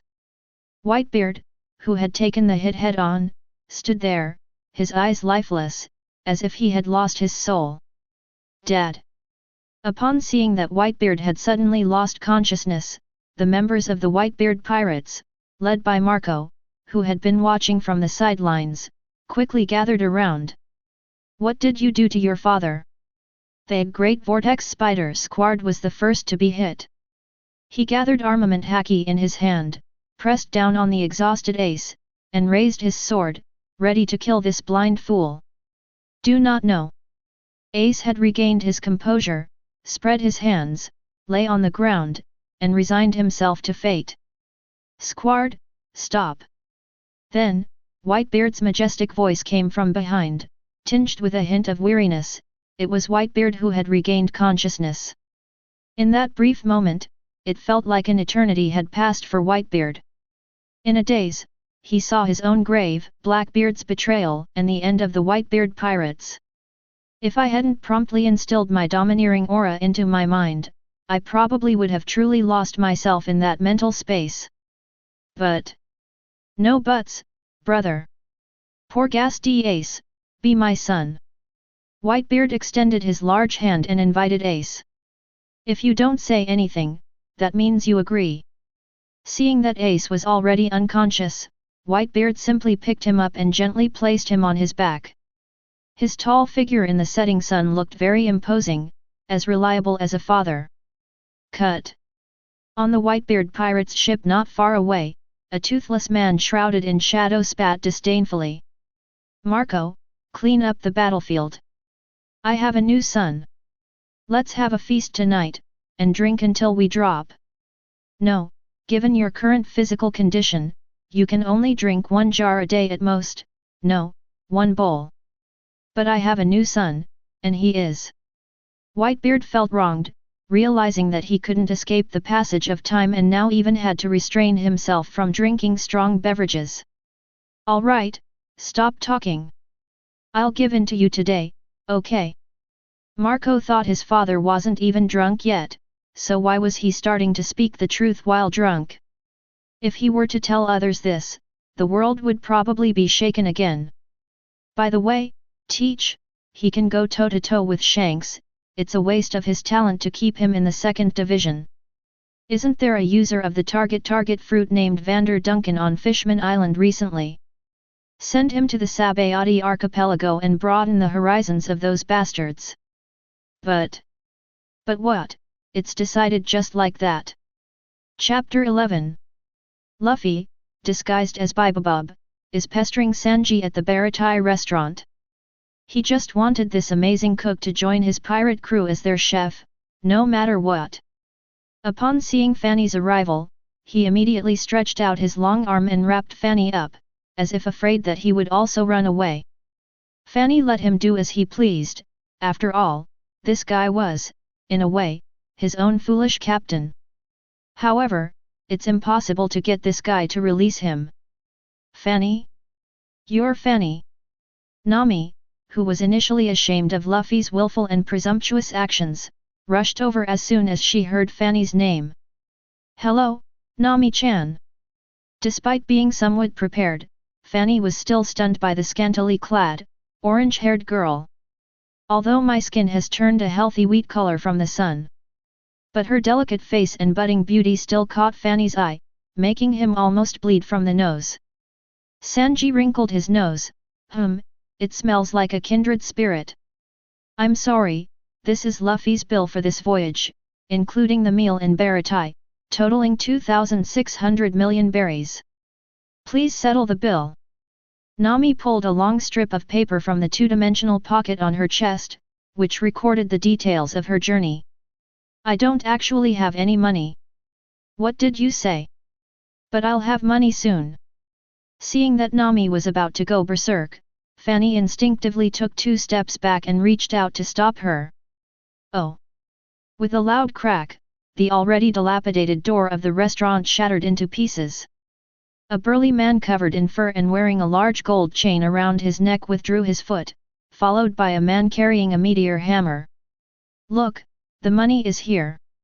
Fanny pointed at the seemingly imposing guy and gave Nami a knowing look.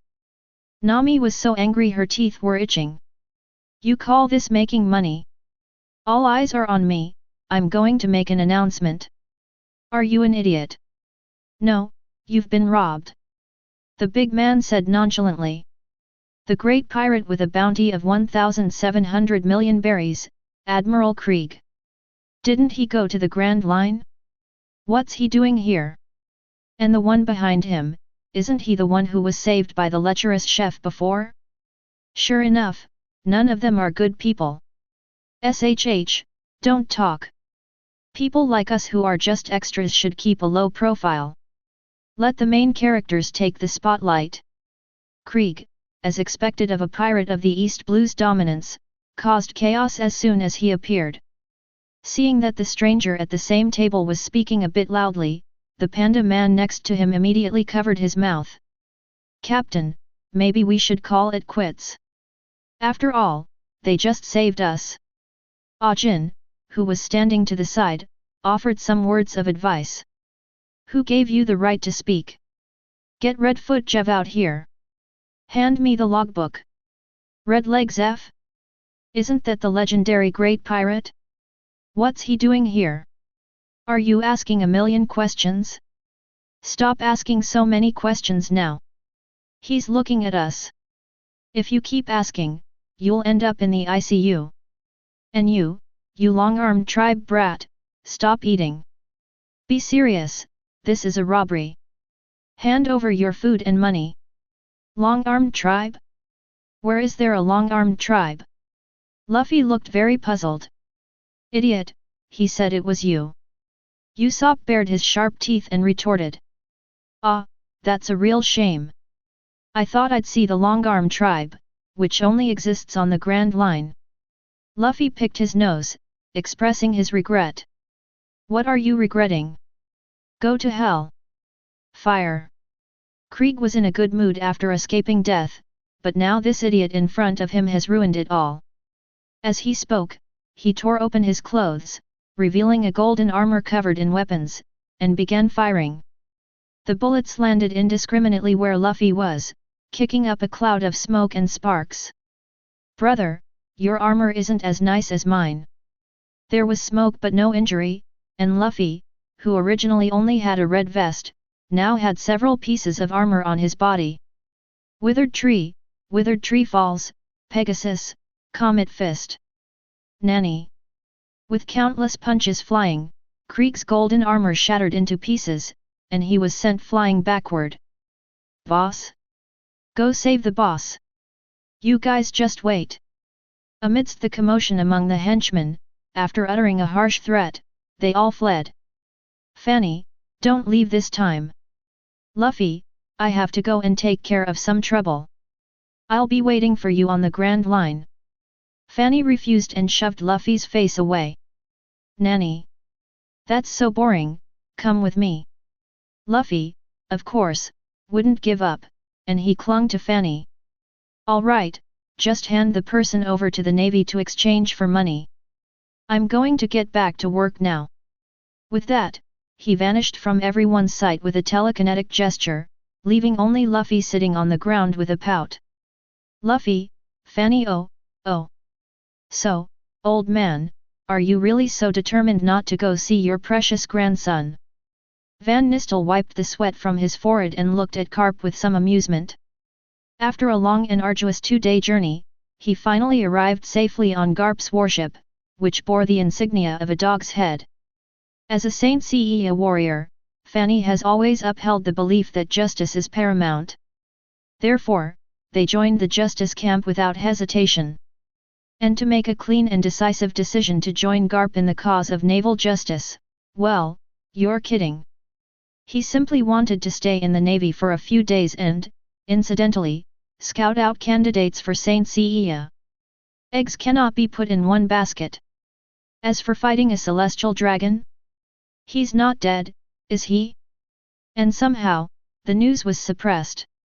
The GM army is full of weirdos, and there aren't many good people among the pirates. As for the world government, well, no way. That brat has become more and more outrageous ever since he was corrupted by that red-haired Shanks guy.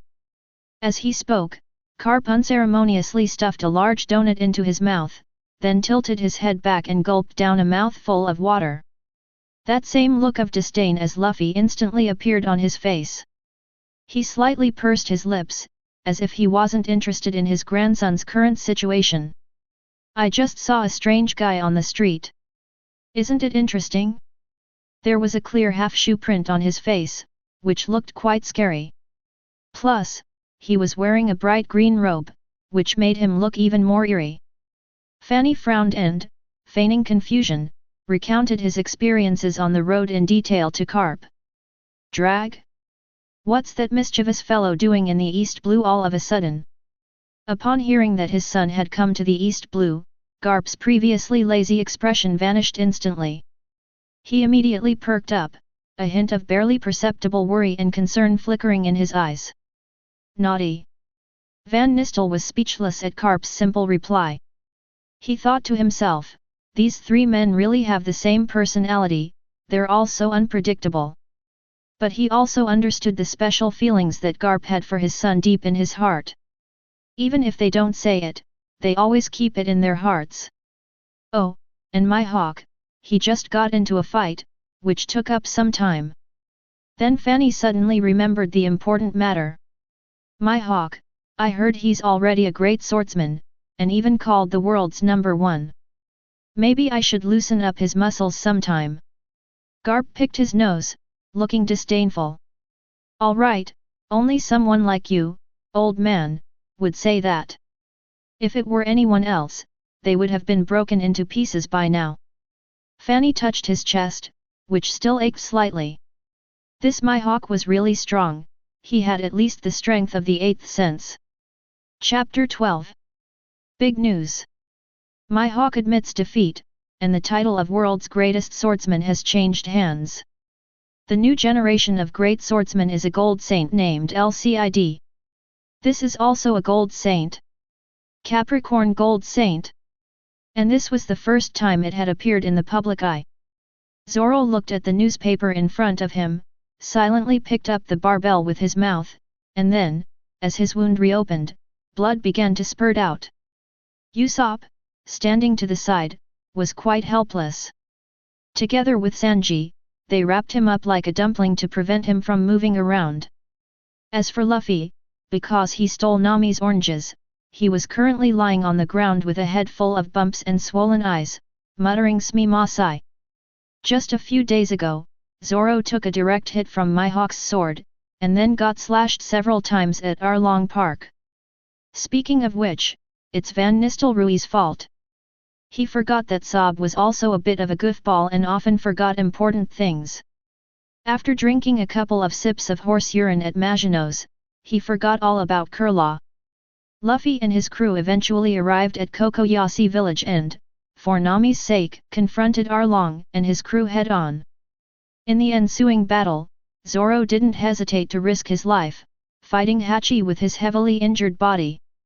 As a fishman, Xiao Bie is very agile, but Xiao Bie doesn't want to fight, so he simply uses a roundabout tactic. As Zoro continued to dodge his attacks, Zoro, whose wounds from Mihawk's cuts had not yet healed, slowly found himself at a disadvantage. Seeing Zoro covered in bandages, Hachi felt a pang of pity and told Zoro that a human swordsman could never beat him because he was a six-sword style user. The implication is that you should leave quickly. Unfortunately, Zoro is a tough guy and doesn't understand the implied meaning. He even thinks Hachi is mocking him. He told Hachi that until he met a certain man, even death could not take his life. Just as he was about to faint again, he thought of Hawkeye and mustered his strength to defeat Hachi with a tornado. As for Luffy, that idiot was just pulled out of the sea by Sanji. Hawkeye, my hawk, has returned to the Grand Line. His immediate priority is to repair his precious sword. That Capricorn Gold Saint named Lcid is truly abnormally powerful. On the Grand Line, Mihawk had also heard rumors about the East Blue Saints, assuming they were just special ability users wearing armor. For this reason, they even conducted an experiment on Admiral Crick, who was wearing golden armor. The opponent turned out to be incredibly weak. Poor Krieg. His dream of becoming the Pirate King was shattered by 3 sword strikes. Fortunately, there was an interesting little guy named Ranono Zoro, which made him feel that his trip to the East Blue was worthwhile. Then, Mihawk was stopped in the calm belt by the Capricorn Gold Saint Lcid. Although the opponent did not wield any swords, Mihawk clearly sensed that the saint himself was an invisible sword. His entire body was covered in swords and blades. He's a complete swordsman. Mihawk made a careless mistake, failing to dodge and forgetting to imbue his sword with haki. After several rounds of slashing, the knife in his hand was chipped and chipped. Knight is one of the 12 supreme grade swords. It was raised by Hawkeye with a domineering temperature for decades without any problems, but now it has become Knight malfunction. You see, repairing a sword is much more difficult than forging one, and Mihawk couldn't bear to see his beloved sword suffer any more damage. Having felt he had lost for a while, Mihawk nonchalantly announced his defeat and then left. Meanwhile, the culprit, Fanny, was looking at the old scoundrel who was showing off everywhere in his golden armor with a long face. To deal with my hawk, Van Nistelrooy activated the power of the Capricorn gold cloth. Fanny, using the judgment sword of LCID from his saint cloth, managed to open a gash in my hawk's black blade night cutter by surprise. The price paid was also terrible. Once the sword energy entered the body, it would take at least 10 days to half a month to recover. Of course, the reason it was resolved so quickly was because old man Garp used his haki to help sort things out. Oh my god! As Garp's treatment ended, Van Nistelrooy's pitiful cries grew fainter and fainter, his eyes filled with tears of regret. Who is Garp? He has absolutely nothing to do with proper treatment. His method was extremely simple and brutal, it boiled down to one word: fight. With his beloved iron fist, he injected armament haki into Fanny's body, shattering my hawk's remaining sword energy. However, this misfortune also turned into a blessing, as Van Nistelrooy learned the principles of domineering presence. That is, Van Nistelrooy, who used to do sit ups after being beaten up by the gods. If it were anyone else, the first punch would have been fatal. Then, unsurprisingly, a small accident occurred. The Saint Cloth Stone, which was originally hidden in Fanny's arms, accidentally flew out. What is this? Garp then picked up the Saint Cloth Stone, which was radiating golden light, with great curiosity. Don't pick it up. Before Fanny could finish speaking, the Saint Cloth Stone transformed into a golden light and enveloped Garp. I'm so stupid, really. Garp watched as he kept showing off his new clothes to his subordinates. If Van Nistelrooy hadn't been so weak, he probably would have slapped himself hard across the face. Yes, Fanny was able to come into this world because he was banished by the gods. For the sake of Athena and the humans she protected, Seiya ultimately refrained from throwing that punch. In the end, he chose to compromise and knelt before Apollo. In an attempt to change the outcome, Athena used all her divine power to travel through countless parallel worlds. Finally, in the parallel world Omega, they found Saturn, the god of time who controls all space-time, all dimensions and infinite dimensions, the overlord of all space-time. With the help of this god who transcends all levels, the world was recreated, which led to the world that Fanny transmigrated to in his previous life. This time, Athena, having gathered the power of saints from various worlds, finally created the super god cloth and defeated the gods. Then, Fanny, wearing the divine armor, was banished to another world by the gods. Are these gods sore losers? If they can't beat you, they'll just unplug the internet. Fanny arrived in this world after wandering in a chaotic space for some time.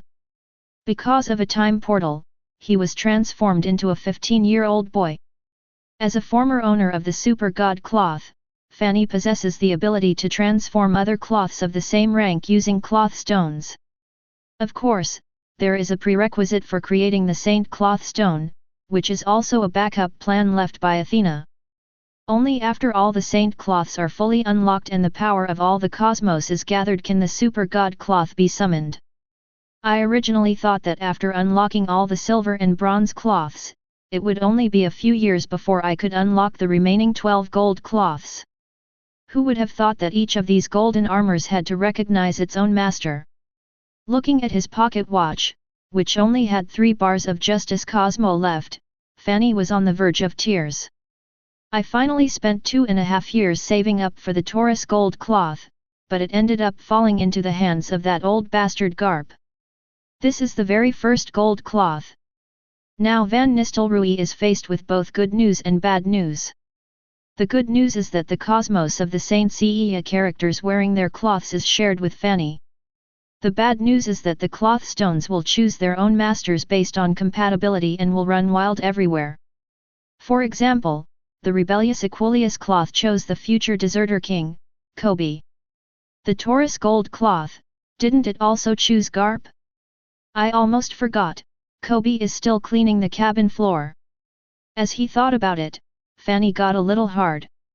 The fist is hard. Chapter 13. The news of Garp becoming a gold saint was like a raging tsunami, quickly creating a huge uproar within the navy. It then swept across the world's governments at an astonishing speed. In the towering, imposing buildings of the naval headquarters, the news seemed to spread like wildfire. All of this stems from Kapna's unique behavior, which can be described as the world's #1 embarrassment. Since acquiring that dazzling golden armor, Garp has become a completely different person. He spent his days enthusiastically piloting his ship, which flew the naval flag, back and forth across various seas. It moves in and out of the windless zone. Wherever he went, he left behind his flamboyant figure. He displayed his golden armor without any restraint, the gleaming armor shining in the sunlight. It reflected a dazzling light, attracting the attention of the sailors on the surrounding ships, who pointed and whispered among themselves. Before long, the entire East China Sea was shocked by Garp's feat. Whether it's a bustling port city or a remote fishing village, people are enthusiastically discussing the naval hero Garp and his golden armor that radiates a mysterious light. Inside the tavern, people sat together, drinking strong rum and excitedly recounting the stories of Garp that they had heard. On the dock, during their breaks, the dock workers would gather together and speculate about Garp's miraculous experience of obtaining the saint cloth. Inside the heavily guarded council chamber of the world government, the atmosphere was unusually calm. The 5 elders were dressed in magnificent and solemn suits, with stern faces and deep eyes. When the news of Garp becoming a gold saint reached this place, it did not cause the same uproar as it had elsewhere.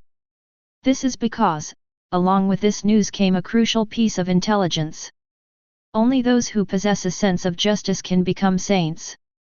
In the eyes of some ordinary people, justice equals the navy. Therefore, only by joining the navy can one become a Saint Seiya.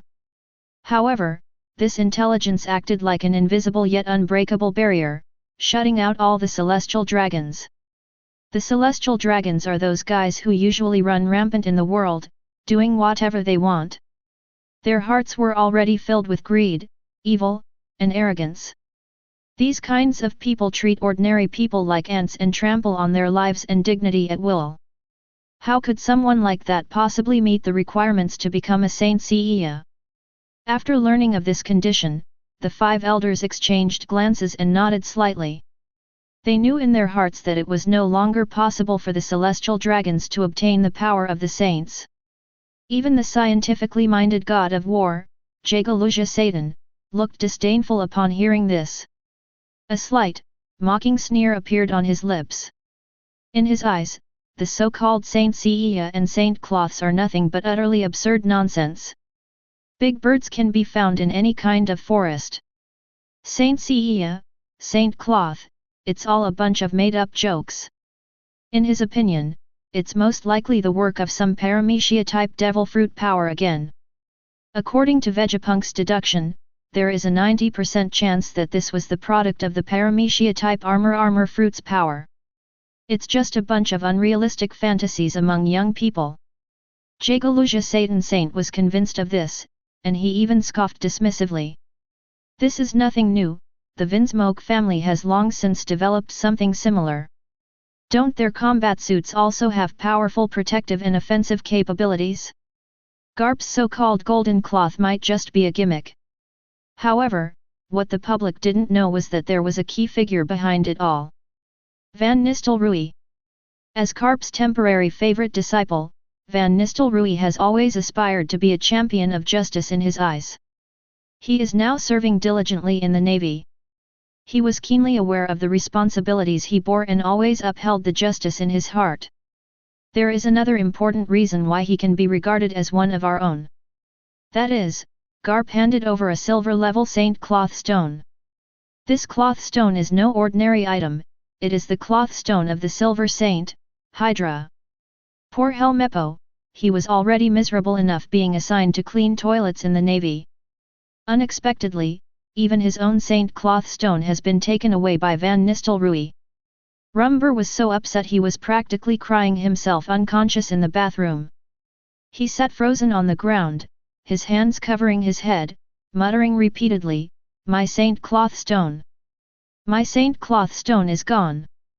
Fanny had no time to pay attention to the various speculations and baseless conjectures of others. At this moment, he is facing an extremely difficult task. Instructions for Professor Garp on how to use his Cosmo. On the training grounds of the naval headquarters, the sun beat down fiercely on the earth, making the ground scorching hot. Fanny was dressed in a neat navy uniform, his expression serious and focused. He stood in front of Garp and explained the mysteries of the cosmos in detail. Mr. Garp, the cosmos is the source of our Saint Seiya's power, it contains boundless energy. Fanny said patiently. Anyway, my own little universe has already become an Omega universe. The stronger the cosmos of the saints in this world, the stronger Fanny's power will be. Moreover, only when the cosmos of the person who possesses the cloth is officially activated will Fanny regain the ability to have his cloth activated. Otherwise, how could he have this patience? They quit a long time ago. However, Garp encountered numerous mishaps. The monkey family's genes are truly excellent. In less than an hour, Garp had already taken 3 naps. His head bobbed up and down like a rattle, and soon it tilted to one side as he drifted off to sleep. What's even more amusing is that he didn't forget the rice cracker in his hand even in his sleep. His hands mechanically put the rice crackers into his mouth chewing them from time to time, eating with great relish. Van Nistel shook his head helplessly at Garp's appearance, but he did not give up. He knew Garp's potential and believed that as long as Garp studied diligently, he would definitely be able to master the power of the Cosmo. Videos बनाने हैं, Filmora है ना?